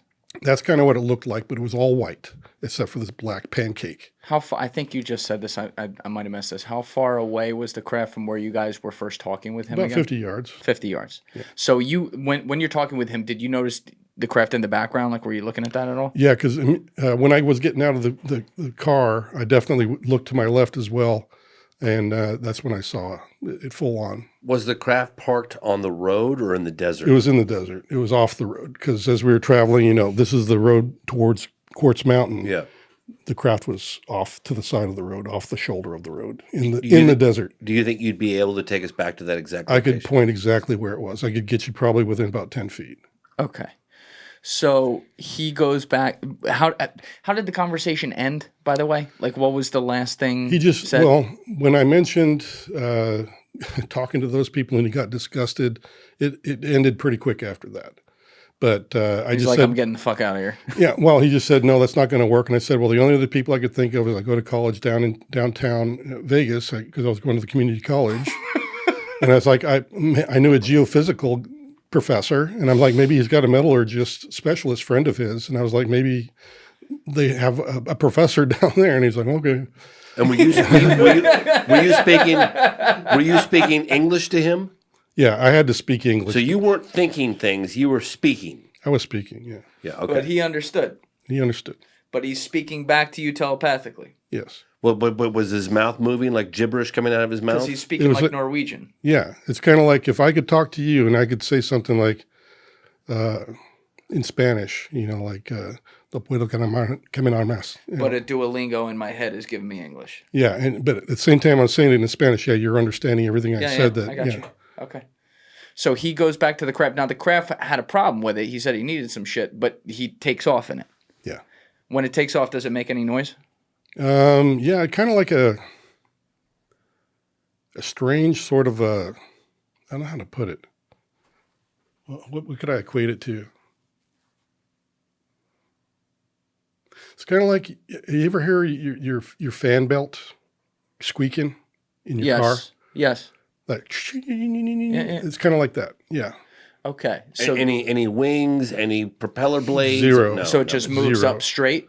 Yeah, it kind of takes off like this, and then as he starts traveling horizontally, he's going up in like stair steps. Because he had an issue with the craft. Right, and I think it was just when he was doing vertical, gaining altitude or losing altitude, that's the part that was broken. And then at some point he disappears from view. Right. Yeah, he just takes off and goes out of view. All right. Now you're no longer zonked guys are standing there, right? Well, they're all in the car. Nobody else got out of their cars. But they were you were saying when they had the zonk look, they're in the car. They're in the car, and and as the guy is traveling back and I'm getting back in the car, they all come to, and then everybody seems to be normal. And does anyone say, what the fuck was that? No, I was just about to ask that question. No, nobody is talking about it. And I'm like, did you guys see that? And they're like, no. Yeah, and they're like, no. And I'm like, okay, well, let's just get to work. All right, wait a second. Was it a no, because whatever the fuck we just saw, we can never talk about because that shit's crazy? Or was it a guy, no, the ranking guy, I think he saw it. I know he saw some of it because he was the only one that flat out said no and don't talk about it. So you think that maybe I'm putting words in your mouth right here. You think that at least some of them may have had some lost time on this? Yes. And for people out there, can you explain what lost time is? That's just a portion of time where you're either physically hit in the head and you can't remember, or some other means, like you've hear from abduction scenarios from other people, where somehow these creatures are able to, turn you off for that amount of time. And then I've heard from other people that there's actually maybe even a time-space kind of a phenomenon that's encountered with other craft where their radios turn off and all the electrics in their car turn off, and then they get, they have missing time, but at the same time they feel like nothing happened. You said something really interesting in the program, which I loved. I mean, it really resonated with me that when you made eye contact with this thing, this being, critter, person, whatever, that you almost had this snake bite. Like, what was that? Where did that? That was the very first part of the conversation, because that was when I shut the door and I looked up. It's like, and you got eyes with him, right? And I locked eyes, and it was the strangest freaking set of eyes I'd ever seen. It was like a crocodile was freaking looking at me, and my fear instinct just went spiked. I was like, "Holy crap!" like a bolt of adrenaline going through. Oh you, shit! Yeah, was it fear? Were you scared? It was definite fear. I was like, "Holy crap! This guy's not. He's an alien." And I was like, So you look like you were looking into a crocodile's eyes. Yeah, it was kind of the same thing you get if you stumble onto a rattlesnake. That's what it felt like. I mean, you just scared to death. You're like, "Oh crap!" That's what I felt. But you didn't feel threatened in the sense that Not threatened. That your well-being was at stake. Here was a sentient being that I couldn't explain. If you could imagine that kind of a scenario, just like, the first time you're scuba diving and you meet a whale for the first time, you're like, yeah, that kind of feeling. But you know what a whale is. Yeah, and eventually you calm down and you realize that it's a whale and it's gentle and it doesn't bother you. But you never figured out what this thing was. No, I did not. What happened? So you get in the car, they kind of come to, you're like, did you just see that? Some guys are like, no, what happens next? You guys just drive back to where you're going? Well, we had to be at Black Mountain by a certain time to start our equipment up and everything else. So that was the foremost in our mind, or everybody else's mind. I was still reeling from the whole thing that I just experienced. You driving in silence? I'm just like, holy crap, what just happened? Kind of just in shock, complete shock. And Then we get to Black Mountain, we crank up our gear, start working our job, and we finish out the day and we go back to the hotel. And only the ranking guy was the one that I know remembers some of it, at least, because I talked to him later on. Where? Like, how did that At come up? lunchtime. I had a very strange compunction. I don't know what the hell. It was cold as heck out there, but I wanted to go eat my lunch outside. There was like a compelling something that told me, go. When you got to the place. Yeah, when we got to Black Mountain. Yeah. So I ate lunch and I walked down, and this is where my missing time comes in. I walked down about 100, 150 feet down the road from the top of Black Mountain, and I don't remember anything. What do you say, Jason, to I don't know where my lunch skeptics out there that's going to look at you and say this guy's clearly full of doggy doo-doo? Well, if that's the case, then I've passed a number of polygraphs. I've been About this. and we've had to talk about all kinds of parts of my life. It's never been a problem. They never knew about this incident. I never did that, so they never asked me a direct question that did you ever meet an alien? No, they don't talk about that. But you passed polygraphs regarding this incident? Well, I passed polygraphs for my just to say that I've got integrity, that I'm an honest person. Would you take a polygraph from this case? Yeah, I would. I have no problem with it. Yeah. Okay. I know what I saw, and that's kind of it. One of your movie names, I knew what I saw. Yeah. But you didn't go home and like say to your wife, "You're not going to believe this shit." There's none of that. You said all that. Comes everybody else had shunned me. Had shunned the whole thing. I thought, well, I'm the only guy who wants to talk about this, or they don't know what happened. And like I said, the only guy that remembered any part of it was that ranking guy. He was a driver. He was the driver. And you still have his name to this day. Right. He's the guy that ghosted me. Okay, right. You reached out to him. He responded, "Hey, good to hear from you. How you doing?" Yep. You brought up the case, and then done. Yeah, I said, remember that day back in '94, that UFO? And then I haven't seen. When is this? Like 2022. Okay, so this is before you testify to Congress. It's privately, right? Yeah, it's before, because some of the people on the UAP task force had asked me to contact those people that were in the car. Okay, so there's a couple. Now we got to get into the nitty gritty of like how you come out and everything that goes on there. First of all, to go back for just 1 second, in the course of your career, even after this event would apply, by the way, whether it be when you were stationed at Desert Storm doing things or in whatever zones you were, had you been on or near the front lines of combat situations? Was I? Yeah. No, not during my normal job. Okay. Were there things during your career, though, besides this event, which for obvious reasons is going to cause a lot of things to think about, but were there other things during your military career that you had some PTSD from, you would say? Definitely. Like what? Just the things that I had to experience in the black program. Some of that stuff ended up being a really bad, dark time during my career. So that happened.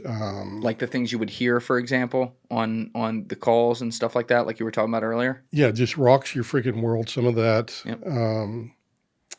And also just some of the parts of the program that I found very shocking, very dehumanizing. Can you comment on that? I tried. I'm convinced there's just things that I can't talk about because the public's not ready. I've told this to other people that I've been interviewed with or been interviewing with, that I have tried to discuss certain things, and I could just tell people are just not ready for the full Monty on what's actually going on in that program. Okay. And I started to ask this earlier, but now that we have more context, I think it'd be better to dig into it now. When you were first read into this program, you had to sign things, right? Yeah, you got to sign. Yeah, when I was in that video briefing I told you about when I got there for the first time, you have to sign paperwork. Which, the standard, like, I will not talk about anything that happened in here, whatever, yada, yada. Exactly. So when you come out in 2020 or in 2022, why were you not arrested? Because I was coming in as a whistleblower, and there's certain protections for that.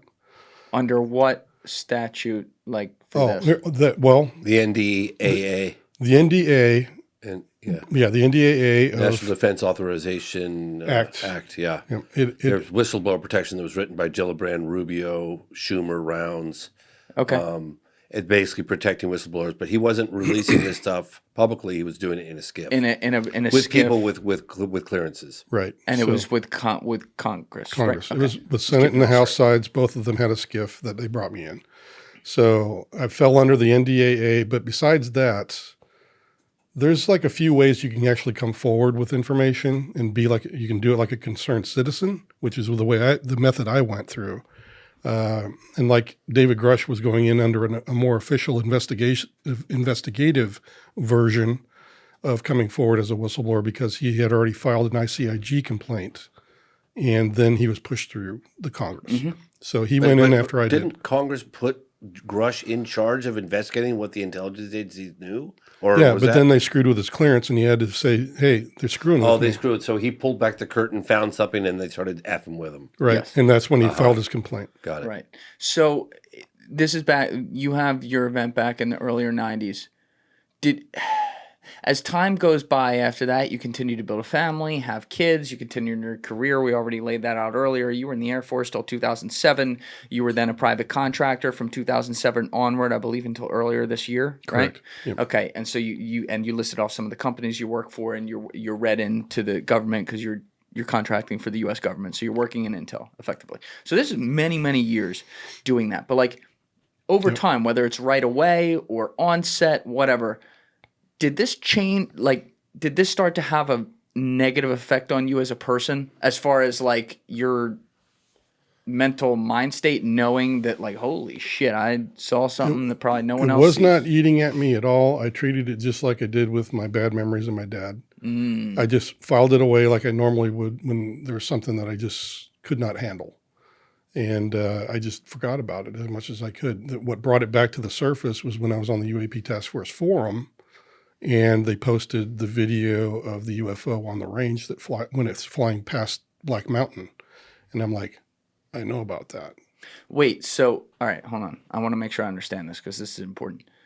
You said that brought it back to the surface. So you compartmentalized it and almost mentally assumed it didn't happen? Or am I misunderstanding that? It's not that it didn't happen. It's just I didn't want to think about it. And I just assumed that it was best left to You put it in a dark place deep inside of you. I just went on with life. And then like a sleeper cell, in a way, it wakes up when you see that video. Yeah. It floods back all of a sudden. I'm like, yeah, I know about this incident. And I actually sat on responding to the report on that particular, UFO incident back in 1994 on the Nellis test range. They posted the whole thing, and I thought about it for probably a good month before I responded. Okay. And then that's when I typed in there on the Top Secret Network on the UAP forum, and I just said, I've got more to tell you about this. And to be clear, you were explaining this to me earlier before we got on camera, just so that we can have this all cleared up for everyone. Correct me wherever I'm wrong in this, but there was something called, as you just alluded to, a UAP task force that involved Congress, so they're in charge of it. And then within that, there's like a UAP forum, which is the term. And this is, you're able to access it through a portal if you are within any of the intelligence community. Correct. And you can then like go in and watch what's going on or whatever. And if you have something to say that's relevant, you can share it. Correct. So in that scenario, you're not paid or given financial incentive for any of that. So you're not employed by anyone. You are strictly just participating in what the forum you're is. helping the UAP task force through that forum to help them analyze, because there's only a very few people working for the task force itself. Explain SIPR, because it's a secret network. SIPR? SIPR, yeah. It's an acronym. Yeah, that's the secret level, and then Can you look it up? SIPR. It's SIPR or SIPR. I don't know. But it's a network that you have to have clearances to access. You can't do it from the outside. it's something. SIPR. It's like Yeah, here we go. SIPRnet? SIPRnet. That's it. Okay, we got it on Bingo. Wikipedia. So All the right. Secret Internet Protocol Router Network, There you go, SIPRnet, protocol. Yep. is a system of interconnected computer networks used by the U.S. Department of Defense and the U.S. Department of State to transmit classified information up to and including information classified secret by packet switching over the completely secure environment. It also provides services such as hypertext document access and electronic mail. As such, SIPRnet is the DoD's classified version of the civilian internet. SIPRnet is the secret component of the Defense Information Systems Network. Other components handle communications with other security needs, such as the NIPRNet, which is used for non-secure communications, and the Joint Worldwide Intelligence Communications System, which is used for top secret That's communications. the one I was on. Okay. JWICs, yeah. JWICS is the one where the forum was. There is a forum also on SIPRnet, and there's also some unclassified chat rooms on the NIPRNet Okay. that handled some of the UAP discussions. If you wanted to nip something in the bud, you'd use the NIPRNet. Okay. So what Sorry. years are we talking? No, it had to do with females. Oh, nipper. What years are we talking when you first get involved with, let's just keep it high level, with the UAP forum? Like, when did that first happen? My first encounter with that was probably 2022. I Okay. think that's when I discovered the UAP forum was there, and I was like, oh, I just poked around at it and looked at it and saw that there was. And then this comes back. Yeah. Okay. So how did the process go down with you first getting into the SCIF and, testifying to people privately? Like, how did that happen? Once I posted my response to the UFO incident on the Nellis test range of 1994, I responded back that there's more to this story. I had an encounter the following week, and then I put in there, and then the whole group got to ask me questions. I responded very much like the same questions you guys are asking me, but I did it on the JWICS, or the top secret forum at that point. However, nothing was classified because this was just my trip up range. For the day. I just was driving to work, for crying out loud. It had nothing to do with the program or anything else. It was just, a strange day in my life. So anyway, that all took place. And then I get a call from David Grush and another gentleman that I shouldn't mention his name. But the two of them contacted me. The first thing I got was an email saying, hey, we need to do a high-level talk or questions with you. We just saw your posting, blah, blah, blah. And I'm so-and-so. I work for the UAP task force. So I get on, I give them my contact. They call me up later that afternoon, and we start talking about the whole thing. And that's where things started rolling. And then come October, I'm getting a call from the Congressional committees, and they're saying, can you come in and talk to us in November, December timeframe? I'm like, sure, I could do that. So I went and testified, and then David Grush came through. He When testified. you say testified, you mean you gave statements in a secure place? What do you mean by SCIF. testified? Well, testifying to Congress. So but not like in a hearing or something. It was like in a behind SCIF. closed doors. Yes, this It's in a was. SCIF, right? So you went and gave information in a SCIF. I did a closed session. Okay, sorry. Yeah, Now, just curious. 'Cause, Without, yeah. obviously, you can't reveal who's in there, but approximately how many people are you able to say that? Yeah, there's about 10 people per on the Senate side, and a few more on the House side. Because I had to start off on the Senate that morning. We did about a 3-4 hour interview where And you we gave got the to talk. classified details needed to Yeah, verify what you were saying. Yeah, everything. And then they took me over to, the underground train. They took me over to the House side. Did you give names? Yep. Give them names, Locations? locations. What was their reaction? Shock.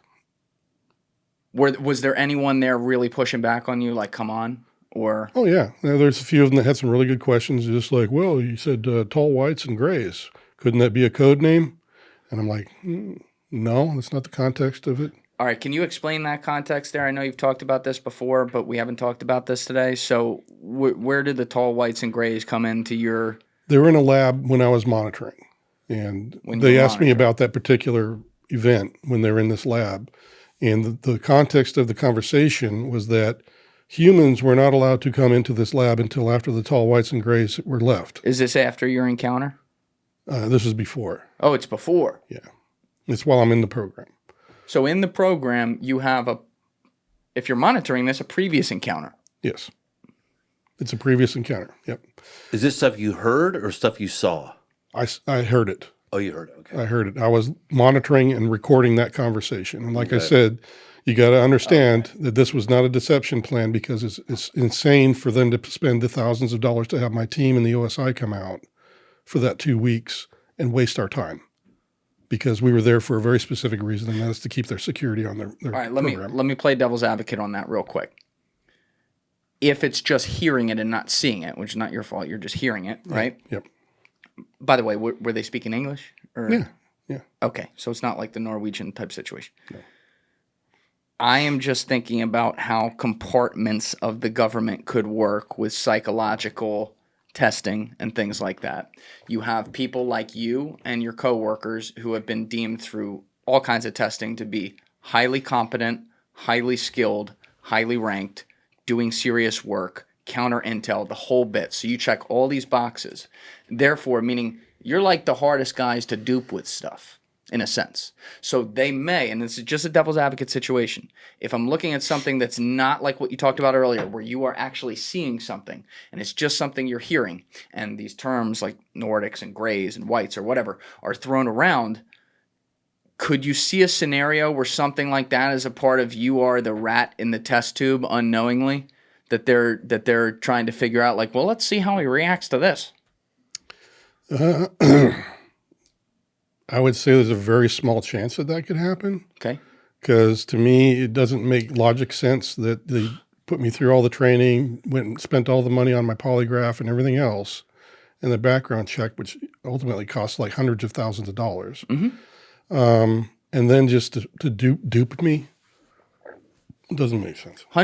In all fairness, though, hundreds of thousands of dollars to the government. Can you delete that? They don't give a fuck about that. This is the same people who waste $2 trillion without asking, without batting an eye. So that part I wouldn't care about as much. But I see what you're saying. It would be a lot. There'd be a lot of lines they cross to do that. Correct. Because usually, if they're going to do a deception like that, it's got to go all the way up to the DoD level. Usually, does it? To get approval to do that kind of a thing? Yep. And then they have to assign assets that have to fake the phone calls, fake the mission, fake the lab, fake everything, and be able to make it sound good enough for me to bite on it. So you didn't, and to be clear, you didn't see the lab. It's all just audio we're talking about. Yes. Being talked about. Okay. Yeah. All right, fair enough. So you share this in the SCIF with the Senate and Congressional representatives. Right. All right. And people are looking at it like you're cray-cray. But some people are also shocked, you said too, right? Yeah. Meaning like they're not saying like, all right, there's some people who are thinking maybe this isn't all bullshit. Maybe there's something here. Yes. Because I told them that was not the context, because if it was a code name, it would have been used differently syntactically in the conversation. The way they were talking about it was that this was a group of entities that are called grays, another group of entities that's called tall whites, and another group of entities that's called humans. And I have listened to many conversations about that use code words. They don't fit the way we come up with code words. In your opinion. Yeah. They are not military code words by any means. They don't match any of the ways that we come up with code words. And that just made zero sense to me. And I just told the guy on the committee, no, that's not what I heard. And what was just for the full context of it, what did you learn about the, working relationship here between, I guess, like other galactics and and I did hear military? Ashtar Command, honestly. I did hear that. And you heard what? Ashtar Command, I had actually on a sheet of paper, and I looked to the other alliance. That's another one that they came over and they listened to the conversation themselves. Because I said, do we have like a command or a headquarters in India? What is this, What is Ashtar Command? Have you ever heard of this before? And I'm Ashtar Command. Ashtar Command, yep. I still don't really know what that means. But you don't know what it means, okay. Well, I've heard from the UFO community that they believe that the Ashtar Command is actually a command that's out there in the galaxy or something. We're getting into speculation. Yeah, let's right. Let's not go there. Yeah, so All right, we're already kook, woo woo here. Right. So anyway, hit the joint. Let's go. But anyway, so I did hear that one, and that was another one where I was like, I don't know what Ashtar Command is. Neither did any of the other analysts, so that was another mystery to us. But yeah, those were the kind of conversations that raised my eyebrows. Yeah. Okay. So you come forward in 2022. James, when you had said earlier, you mentioned some of the conversations that happened where Jason came up, and it was some sources you trust within government who were telling you about his experiences that I guess they learned through this process. When was that again for the first time? 2023. When in? Yes, 23. February. Okay. Probably February 2023. So when you're in D.C. When you're in D.C. Yeah, okay. yeah. Mm-hmm. All right. So when do you two first connect? Well, See, I'll let him explain. He knows what happened behind the scenes. so All I know is I ended up having dinner with him. Yeah. Okay, So turn back here. I get an email, and you know what? I'm going to keep this individual who introduced us out. Keep this individual's name out, just because I don't know if it's. So I get an introductory email for Jay Stratton. It's like Jay Stratton, James Fox. Don't know how much. Which one of you has more time in the field? James Fox has been all over the world, as you know. He makes documentaries. Jay Stratton's been on the inside investigating UAP task force, yada, yada, yada. I just want to make your guys' connection. I was like, wow, I've heard about Jay Stratton. That's great. I'd love to. And so I responded just with one. No, I responded to both of them. Hey, really nice to meet you. I've heard a lot about you. I'm in D.C. for a month filming. If you'd like to get together for dinner, drink, whatever. Mm-hmm. And then he responds with just me, not including this other individual who made the introduction. And he says, actually, I'm not Jay Stratton, I'm Jay Sands. But I was part of the program. Yeah, but you use the word legacy. Legacy program. Yeah, I was part of the legacy program. I was like, oh, okay, well, this is kind of funny. So we ended up, I don't know what it was, a night, 2 nights, 3 nights later, going out to dinner with this other individual and some other people that are in the UAP field, very credible individuals.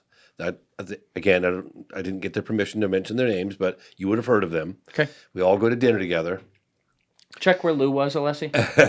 And we all go to dinner together, and that's when he drops this story at Nellis test range, and I was like, God, you got to be kidding James was me. like, I was like, oh boy, this is wow. Yeah, you want a beer I with don't know that? about that. I'm thinking to myself every time. So essentially, I'm just trying to process as to whether I believed him or it or whatever. And I have to say, okay, James, I've learned from so many decades in this field that don't have that knee-jerk response that you've had with Virginia and Rua and all these other cases, Socorro. Mm-hmm. That's impossible. There's no way. God, no. But I said, okay, well, I'm going to suspend judgment. I'm going to listen to this, and I'll maybe dig into it a little further. Leave it at that. Because same with Holloman. I believe that Holloman happened. Never that I heard myself say that. The 1964 alleged landing at Holloman Air Force Base, where contact was made. And there's a whole long story, and I don't really want to get into it. we covered that in episode 138. Thank you. So, so anyway, so we get to know each other a bit. I'm meeting other people that were involved, the task force, and having dinners and drinks. And Did you get to see Whiskey James? Yeah. No, I didn't. Yeah, But that's a demon right there. I tell you, he was I've heard. getting a little bit harassed. You were concerned. You were working out at the Pentagon, I think, at the time, and you said your car had been left NSA. open. I was working at NSA. Sorry, yeah, your car had left open, and you were getting a little paranoid. Yeah. You were just concerned. You were on edge. Yeah. And I said, look, I got a camera crew here. I'm in D.C. If you want, it's all totally up to you. I'm not forcing you to do anything. If you want to get some testimony on camera, just as a security issue, an insurance policy, if you feel like you're anyway threatened or just concerned, put that out as an insurance policy, and at least it's documented on camera.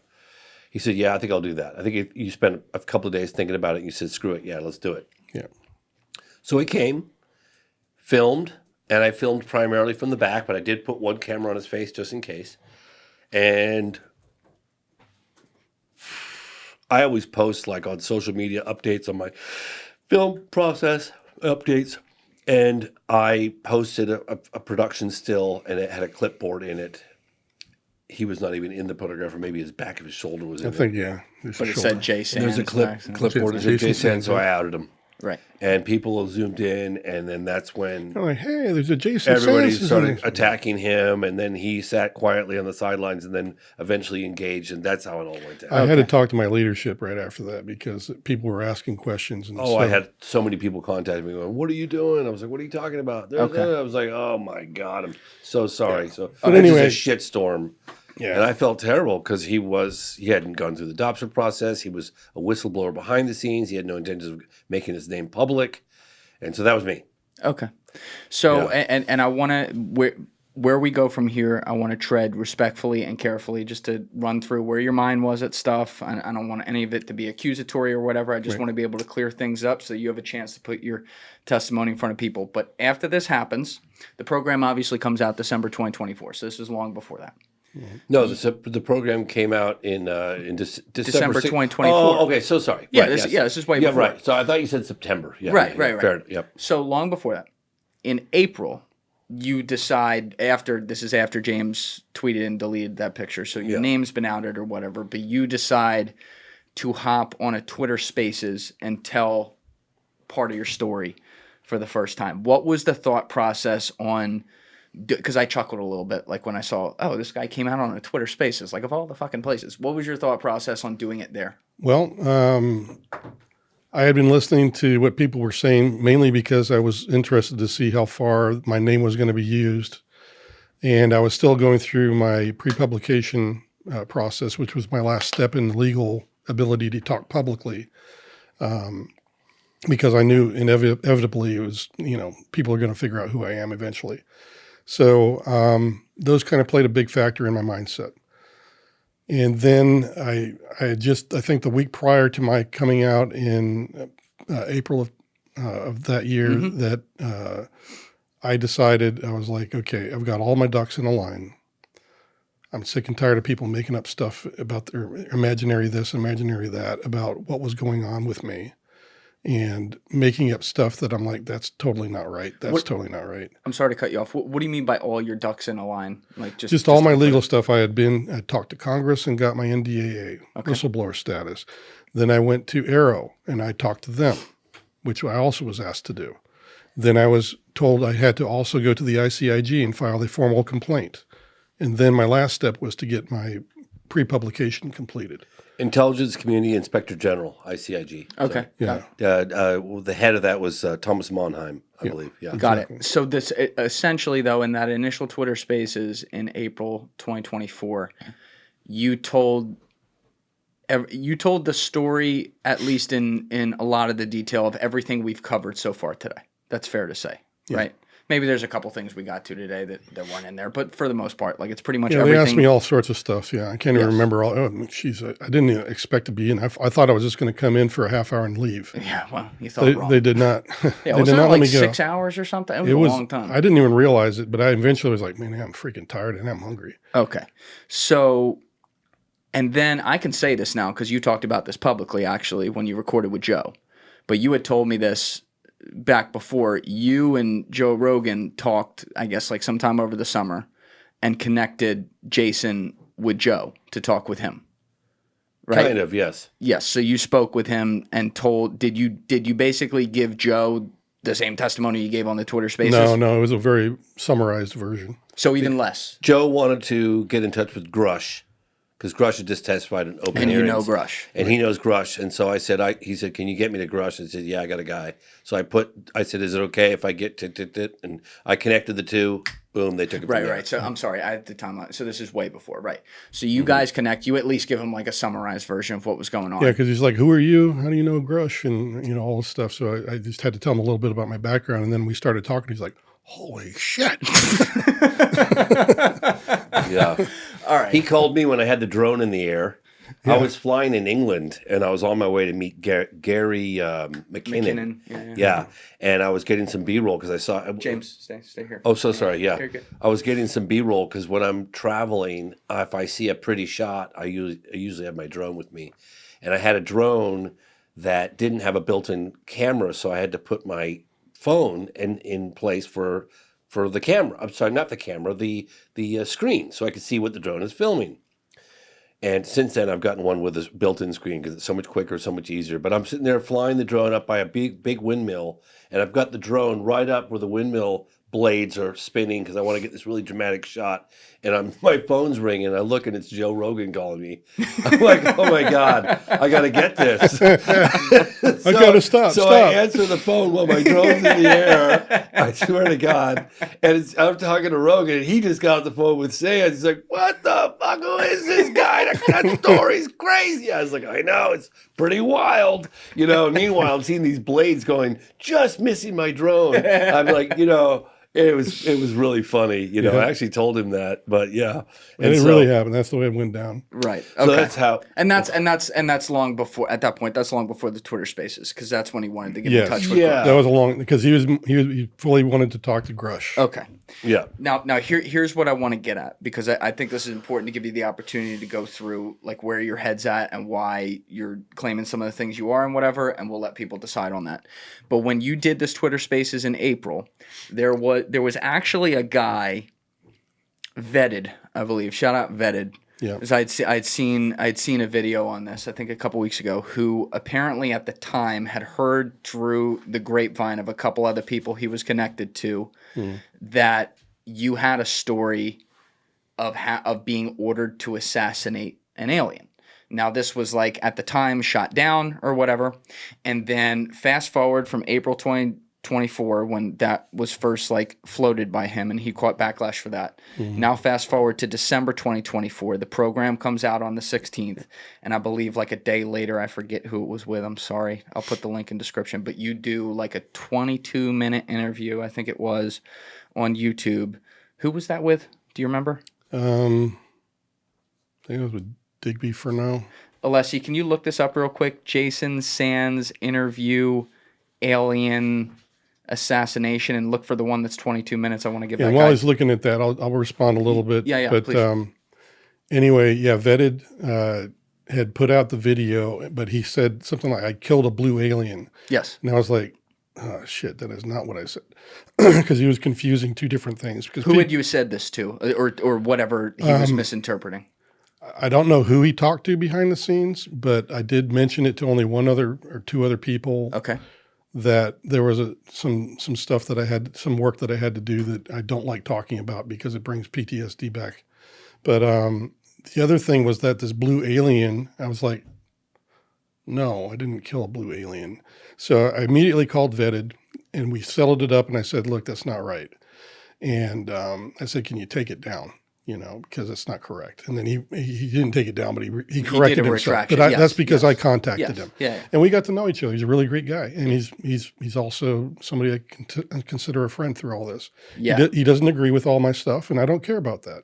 It's And not then his life. Yeah, and then this I is saw the that. this is the video right here, post disclosure world. That's who it was who you yeah. did this with. Yeah. So this is what I want to get at, because you don't say any of this back in April, and when you talked with James and gave the testimony Right. on the documentary, you didn't mention any of this. You didn't mention lost time unless that was on the cutting floor. James, you can fill that in. Yeah, I don't remember about the lost time, but I definitely remember I called Jason. I was like, dude, you are killing me right now. What are Yeah. you talking about? All right. You want to kill the credibility of all the testimony. I'm already riding the line with you, Yeah. this encounter, you know, so. All yeah. right. So and I was and- having a big issue. Yes, Right. and you have to Really understand big this is issue. like a crazy claim for the average person like me to hear. The blue alien's You already get tough. that. That's already tough. Agreed. Yeah. But like when you're like, I was forced to assassinate for the Intergalactic Federation, you know, whatever, it gets to like, all right, what the Crazy fuck? status. So my first question is, before we get into it, because I want you to explain what this was, what was the decision-making process for you, A, not to share that with James when you testified on the documentary, and B, not to share it in the Twitter Spaces when you went public and had a 6-hour forum to share your experience? Initially, I thought it was bad I didn't want to talk about it for the film because it was something that I did not like to talk about to begin with or even remember. And mainly that I was comfortable talking about other subject matter.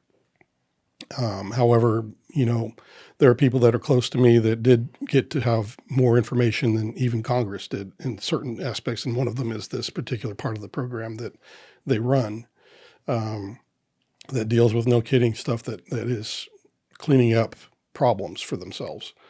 And be that human or otherwise, that being the case. So they do have a part of the program and people that do handle that In part, your opinion. in my opinion. Okay, let's leave it at that. Yeah. So anyway, Please. that's the kind of thing that I was asked about. Now, was there a thought process when they asked me this? No, they caught me off guard is what happened. Because like I said, the PTSD dealing with some of this crap that goes on inside the program is very hard to handle. And just so that people have transparency out there, because you have said this publicly, what is it that you explain was the context with this? As in, you received an order from someone at some point that said, you got to shoot this NHI. And I feel really uncomfortable talking about this because this is a credibility destroyer, in my opinion, and it really bothers me that And you're I don't talking like about it, talking and I about don't it. want to be connected to it in It's any gonna way, bring shape, back- or form. well, actually, And I've already told him that. All right, so if hold you're on. going to make those claims, I'm walking out the door. No, I'm not.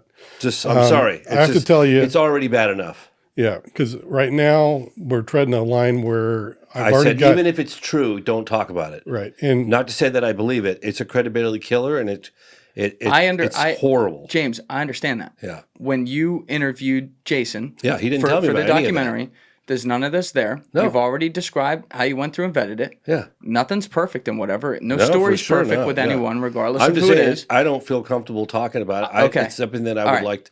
It's horrible that it even happened, and I've explained to him, if you're trying to discredit your entire everything, then continue on that All right, path. then let me ask Yeah. this. I will. I'm really uncomfortable. All right, just, listen. just so you know. Out of respect for you, Yeah. I'm going to refer people to the post disclosure podcast fair where that enough. was said. Yeah, Okay, we yeah. will have the link. Make sure we have the link to that in the description, Alessi. Yeah. I'll double check that. and Sorry. so to clarify on my side, Yes. okay, Why? What made you want? I was Regardless. caught totally off guard. But That's why the did only- you say it?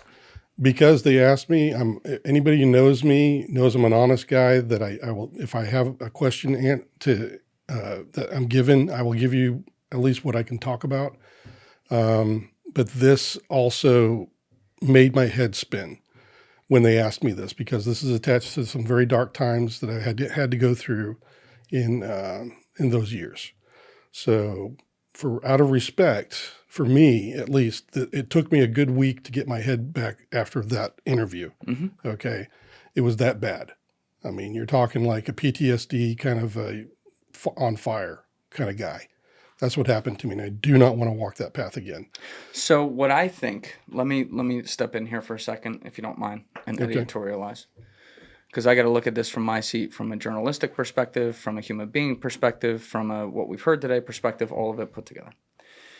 I had mentioned earlier, I don't think any one human is perfect. I don't think any one story is perfect. I think there's a lot of gray area. I think that you've done an amazing job today demonstrating your life story, the credibility of things you literally have done in the military. Yes. The person you are and where you came from. I was sitting here, moved borderline to tears hearing about your childhood and how you overcame that and all that. I think that's incredible. Mm-hmm. You have also voluntarily mentioned, and I completely understand this and have the utmost respect for it, that naturally through many experiences in your life, from childhood to the military to some of the stuff we talked about today, you certainly have PTSD, which I talked with you off camera before.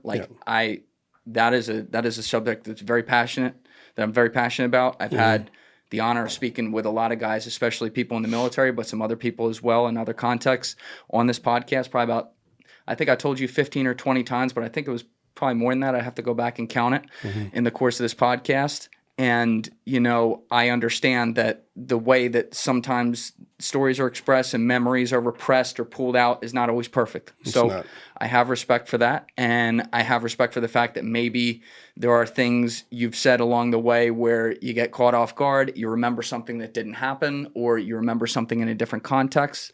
Not putting words in your mouth. I'm just saying hypothetically. No. Here's my mind on exactly what I feel about that experience. Okay. I'm still dealing with, even if it's a nightmare or a memory at this point. Yep. Because I have avoided it for so many years. I have also, I have a psychiatrist that I talk to every month about PTSD, but I have not broached what I have been exposed to in full with that person. And I am going to discuss everything with that person. And if the decision is that, yes, this is just a repressed memory, or if this is just something that happened and your mind is trying to do something with you and make you, come up with a different memory just so you can survive that memory, I want that psychiatrist to get their professional opinion, not some guy on YouTube or some guy on Twitter. They're not qualified for that. All that happened was I got asked a question. I was caught off guard. It spiked my PTSD. That's where it is. Give me a break. I'm going to go back and ask the right questions and make sure that my psychiatrist knows, and I'll talk about it. And whether or not it's personal or not after that, and I want to talk about it again, that's kind of up to me, and whether it's going to harm me or not. Right now, I've already received a great deal of harm. And Which I feel bad for because I was the one that exposed you. So, that was that was all on me. well, not this one. I mean, this one was kind of on me. No, It's but just I'm saying your name is out I there did not because have of my me. guard. I did not have my guard up properly, and they caught me off on a question, and I was like, shit. After I'd said it, I thought to myself, shit, I never should have brought this up. And I should have just told them, I am not comfortable talking about this. Leave me alone about it. Okay. Did it particularly sting when some members of the military community were... I have the greatest respect for the vets and the JSOC folks. The people that they actually interviewed with knew what they knew. But like the guy who was in my career field and said, oh, Jay couldn't have been in a SAP program and he couldn't have been leaving for 2 weeks without everybody noticing. I just showed you why that guy's wrong. JSOC, I have never claimed to have been a JSOC guy. I helped them cover down their security on it. So the JSOC guy, full respect for. Yes, he knows his stuff inside and out. He does not know all of the black programs and who's being hired, because some of those guys are like him and didn't make the cut and then became mercenaries. Mm-hmm. And I think there's some other people out there that have testimony that can say that there are some really nasty types in the mercenary corps in these black programs. For sure. And so the JSOC guy, give him credit. He did a great job, putting up what he does for a living. And I totally respect that. You had mentioned way earlier that none, and we've mentioned a few times throughout, that none of this, when it was happening or whatever, was discussed with your family in any way, but you did discuss it in recent years around the time where you were going to be coming forward with your wife and your kids. What were those conversations like? They were tough. I mean, when I told my wife, she just literally was like, what? And I was like, yeah, I remember so-and-so and so-and-so and so-and-so. And when I took off on this and that, this is where we went. And she was like, yeah. And I was like, that was a mission that I did for the program. And she was like, you kept this from me? It turned into a kind of a fight. Because I was like, yeah, I did it. And I didn't tell you. So it was tough. And then some of my kids, they're like, oh, this is good. And other times, I've got two of the kids are just like, I don't know what to think. But most of them are just in general just saying, yeah, this could have happened. Well, it is obviously mind-blowing stuff, to say the least. It is. And it's not an easy walk either. No, I know. And I hope that one day we all will be able to hear the full Monty and not have all this, to me, having experienced it the way I did, this is my reality, okay? However, you guys did not have to go through the things I did. Yeah. At some point, I'm hoping that we get to the point of reality that we're not alone, where you guys will get to know what I know. And you're going to be like, holy shit, Jay was never telling us a lie. We just couldn't accept it at this point in time. And that may be a day within our lifetime. And I'm hoping so. And that's my point of wanting to come forward as well, is that this is not, and here's another thing about my way of thinking about why I did it on Twitter. Mm-hmm. I've seen so many people, good people with integrity, clearances, and everything, come forward to Congress and failed. So many, decade after decade after decade after decade of people coming giving testimony. And I thought, well, nobody's tried reaching out to the public, and now we've got these great social platforms to be able to do this.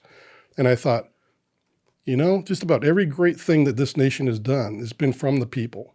We're the ones who fought for our independence. All these great things we've done all throughout our lifetime as a nation. And I was like, maybe the people are the missing key. Maybe that's the thing that's going to push Congress to actually go out there and get the investigation done and get to disclosure, And then maybe some of the other people that have been in the program with me will come back and say, yeah, everything Jay said that's true. I know that they did this and they did that. And but we're not there yet. That's the thing. Even if you go back and some things actually are repressed things where other memories that maybe didn't happen come back, but there are pieces of what you say. Let's even put a low percentage on it. Let's say if 10% of what you say is real, it's a big deal. It is. And I want to not only give you that respect, but also at least leave open the possibility that there are things we're dealing with that we cannot conceive of in the general public that guys like you are helping to bring forward. Now, you've talked about these other whistleblowers. Obviously, David Grush is the most well-known of them, but there's around 40 or whatever who are in this network that he's talked to. You've had a chance to talk with at least a few of them. Have you had some tough conversations with them where you guys are talking about each other's stories and being like, really? Did that really happen? Yes. Yep. All the time. They've experienced other things, and other times I've been very accepting because I'm like, yeah, that fits what I know. There's some whistleblowers, and I'm like, I don't know what to think about that. Somebody was telling me just the other day that I actually respect the opinion of this individual who seemed to be in a position to know that there are only roughly 20 people on the entire planet that have the bigger picture. Yes. Do you agree with that? I agree with that. Yeah. Because see, and that was the kind of the curse and the beauty of my position is that I had to be read in at the umbrella level like the leadership is. So I didn't have to go, if I went to Wright-Patterson, I didn't have to do a bunch of read-ins. I could just automatically go in and start monitoring without having to read into it, all the programs they have running through there. And then also I had the luxury of being able to listen to the people at the tactical level that had all the detail of what was going on a day-to-day basis inside those programs. There's very few people that have that level of detail and the big picture that the leadership knows. And that's what my team was hired to do, is that we listened to all of that. So it's a very unique level of information. But think about it. Let me give you an example then, just to run through your mind that you can understand where I'm coming from. Mm-hmm. And this is what I kind of did with Congress too. And I'll say it here as well. I'm not going to shortchange you on language, okay? I'm here for one reason only, and that is to make things better for people. And if you can't see that from the look on my face, the sincerity in my voice, then you got something else going on through your head, because you can tell I'm a man that doesn't cotton to anybody else other than what I know and what I'm trying to do to help people. Now, let's put the shoe on the other foot now. Let's say that we're the intergalactic race, okay? And another civilization is looking at us, okay? What kinds of things in our society have I talked about that are really off my rocker if we're as messed up as we are right now? And you're a race coming in from another planet looking at what the hell's going on this planet and the crap we put up with. It's hard to conceive because I can't put myself in their Exactly. shoes. And that's just it, is that this is what I've been exposed to. That's what other people have been exposed to. And it's so hard to know what you know and not be able to get it off your chest, because some of it does affect you badly. And some of it does affect you well, because, I mean, that encounter in the desert, it changed my life for the better, I feel, because I was able to, because I feel like that guy was very civilized, and I kind of want to be that person. I want to be calm and peaceful, accepting, and everything else. I didn't want to be that fearful guy that felt snake bit. So in a way, scared. you view, even though he looked different and whatever, and you knew that's not from here, you viewed there him was as a a person. kindness to him. You viewed him as and you use that word, you view him as like a person. Yeah, I don't call him an ET or no, he's a person. And that's just what, I think that's something that a lot of people in this field don't even think about. Because, wait a minute, complete your thought, please. If you've even had one encounter that's true, there's a civilization that's got its own form of government. It's got its own legal problems. It's got its own people that have to go to jail. There's people that do nasty stuff to other people. They get into wars just like we do. They're not thinking full-heartedly on it. They're just seeing the shiny object in the sky and wanting to know about the little green men. But they're forgetting about all the real meaningful questions about, that's a civilization. That craft was built in a manufacturing plant. Where? You got to think about that, because it's not just some shiny object that's like a golly gee whiz event. But there's steps that need to happen. Like if you take a guy like me, I've been at this for 30 years, and I didn't report on close encounters of the third kind for 25 years. Yes. Almost, about 25 years, because I knew it was a slippery slope.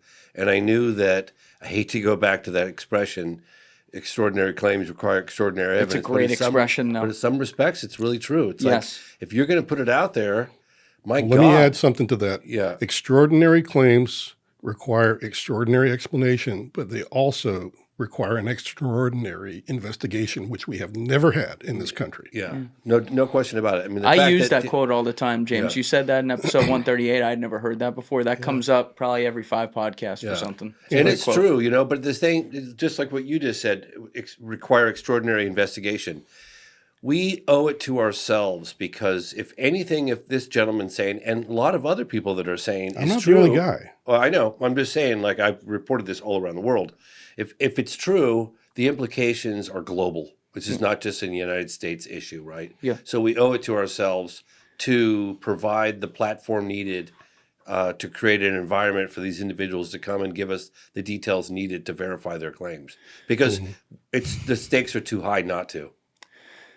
If you don't mind, James and Jay, just because this podcast is different than any one I've ever done before, and because of the veracity of the claims we talked about today and everything, I want to address each of you separately for a second. So I'm going to go one by one, and then we'll close this up. Sounds good. So first of all, Jay, and I said this already, but I want to say this again. I appreciate you sharing everything today and going through even very difficult memories and being very open and forthcoming. I've enjoyed spending time with you off camera. Yep. You strike me as a really, really good guy. And I want to put the cards on the table right now. I thought, when I first looked at this story, it was complete bullshit. I really did. And I looked at it and I said, and the strange thing is, I would watch you, I would listen to you talk like on the Spaces, and then I watch you on another interview that was done, I think, with the New Paradigm guys. And I'm like, I sit across from a lot of people. I don't bat 1,000, but I'm pretty fucking good at it, right? Like, it doesn't feel like a stone cold liar or anything like that. Like, there's something else going on here. And that said, because of the veracity of the claims, I was thinking about this yesterday. I'm like, how the fuck am I gonna go in here with an open mind tomorrow? Like, because that's my job. I got to go in here and I got to ask the questions, and I got to do it from. We all have our biases, but as a human being on a human to human level, I got to do this from the level of, really trying to connect and letting your words tell the story, sink or swim, on your own. And this morning I went and did a really hard workout. I got to do a boxing workout this morning. I was flowing. I came in here and, I think I did have an open mind, and I don't rule out everything you said. You've sold me on the sense that first of all, your military record is on the record. I believe that's all there, and I appreciate that we had that all shared and had that exclusively. I believe what you're talking about in your childhood. I think that's certainly, I can't even imagine that. I got to grow up in a great home with parents who luckily didn't have substance abuse problems or anything like that. I count my lucky stars for that every day. And so somewhere along here that there's a lot of levels of truth. And because of the things you've been through, there are things that you just laid out very beautifully yourself that could be repressed memories or things that you remember differently than how they really are. And some of the claims could get perhaps outlandish at a point. That said, if there is even a small percentage of truth to what you've said about potential contact with NHI, and any of that can be used to push forward in the future some positive disclosures so that human beings can be given the base information they should be allowed to know, which is that we are not alone. If that is the case, then I think it's a net win. And I wish you all the best, and I thank you for sharing all that. Thank you, James. You and I go way back. You go farther back with Alessi here. Again, we gave a shout out earlier, but like Alessi was literally making moment of contact with you in college down in Brazil. Like, it's the coolest backstory. Like, you and I are tied together kind of forever in a lot of ways. You think my stuff was crazy? Holy crap. Yeah, true. Alessi's got something. We should do a podcast on that. He's got some insane behind the scenes stories. We did do episode 85 where we discussed some of that, so people could check that out. But, I care about you a lot. I have the utmost respect for you. I think, forget UFOs, you're one of the greatest documentary filmmakers I've ever seen in my life. You're a true artist. You've worked your ass off your whole life. You care genuinely about this disclosure and getting truth to people. You're one of the happiest people I've ever met in my life. You're an incredible father as well, and an incredible partner to Rebecca. And just, I can't emphasize enough, like the James Fox you see on camera, like he's even better off camera. And I hear you because I know how much you worry about your credibility, especially because you're looking at a very touchy subject matter here. Yeah. And I hear you with that concern, and that's why I was respectful of some of that today to not go there. But I'm speaking hypothetically here, and Jay. No, we're good. I knew what I was getting myself into. But we are good. I hope you can understand this. Just let me speak. Let me speak hypothetically for a second. If someone like Jay or any other witness ends up being completely full of shit and a total liar, if you did your job as a documentarian, which is to, okay, there's someone who's making a claim here, let's put the cameras up, Let's ask them the questions about what it is. They're going to tell me what they tell me. Whether they're lying or telling the truth, that's what it is. I'm going to capture it for the people and allow the people to decide. In my opinion, you should never worry about that from a credibility standpoint. Now, if you vet somebody and there's a fuck ton of red flags or whatever, and you choose to ignore those, that's a different situation. And you have been accused of that by some people on the internet regarding Jason on this. And I know that's not the case. I know that's not what happened. You've laid that out. You laid that out with Joe Rogan, the biggest show in the world. People can hear exactly like what the thought process was here. So when I hear you, a half hour ago get really uptight about some stuff, I respect you and I understand that, but I want to let you know, anyone who talks against you on that, I will defend you all day. I will make sure the big dogs defend you all day, and fuck them. I know what you're about. I want you to continue doing what you're doing. I'm so proud of where you've gotten to based on all the bullshit that's happened to you, and I'm honored to have you in here as always. Appreciate it, Julian. I am really too. do. And I want to say the same thing. I totally echo that. You are the man in my mind. And everything you said about your artistry, your work ethic, you're a great person is absolutely true. Well, it's not about me. It's not about you. It's not about any of us. It's about probably what will turn out to be the biggest story in modern history, in my opinion. Yeah. And if any of it's true, the implications are so vast and so significant. We owe it to ourselves to keep pushing for transparency and find out what is going on. Right. And here's one thing I want to leave it with as well is that you guys and the skepticism that people like whistleblowers and like me and other people have come forward. Congress is exactly like that right now because they're like, well, holy crap, this is number 40. We've heard 40 people, clearances, polygraphs, credibility. What do I do with this? They're like you. And then we have these other stories that are quite incredible. And you got 40 of us now or more. Yeah. And Congress themselves are like, should we act on this? Because, I can't think of another part of my lifetime when I've seen so many people that have already been vetted by all of these authorities and still we're on the fence about it. Well, the handful of people behind the scenes have gotten the details needed to verify their claims. And that is what the American public deserves to have happen. 100%. So we need to provide immunity to people like yourself, put you on the stand, have you testify under oath, and give us the details that we need to prove or disprove what you're saying. Right. All right. Well, guys, mic drop. We are going to have both of your Twitter links down below. We're going to have the link to, X links, whatever it's called now. We're going to have the link to the program, which I want everyone to check out. You did an excellent job. I think I'm going to decide this later, but we recorded for about 4.5 hours today. So the first hour and a half may be a first opener podcast, and this one where we started on your story may be a separate one. I'll decide that later. But everyone, go check out the program. Please go support this man, James Fox. And in the meantime, if you want to go hear more details on the actual program and behind the scenes, you did an amazing podcast with Joe Rogan and also my friend Chris Ramsey, so people could go check that out. And you did some other ones as well, I think with Matt and Shane's Secret Podcast. Yeah, too. Duncan. And Duncan Trussell. So there's all kinds of places to hear James talk more about the program if you want that content. But thank you guys so much, and we'll close it there. Yeah, thank you guys. Perfect. You guys did a great job. All right. Everybody else, you know what it is. Give it a thought. Get back to me. Peace. Thank you guys for watching the episode. Before you leave, please be sure to hit that subscribe button and smash that like button on the video. It's a huge help. And also, if you're over on Instagram, be sure to follow the show at Julian Dorey Podcast or also on my personal page at Julian D. Dorey. Both links are in the description below. Finally, if you'd like to catch up on our latest episodes, use the Julian Dorey Podcast playlist link in the description below. Thank you.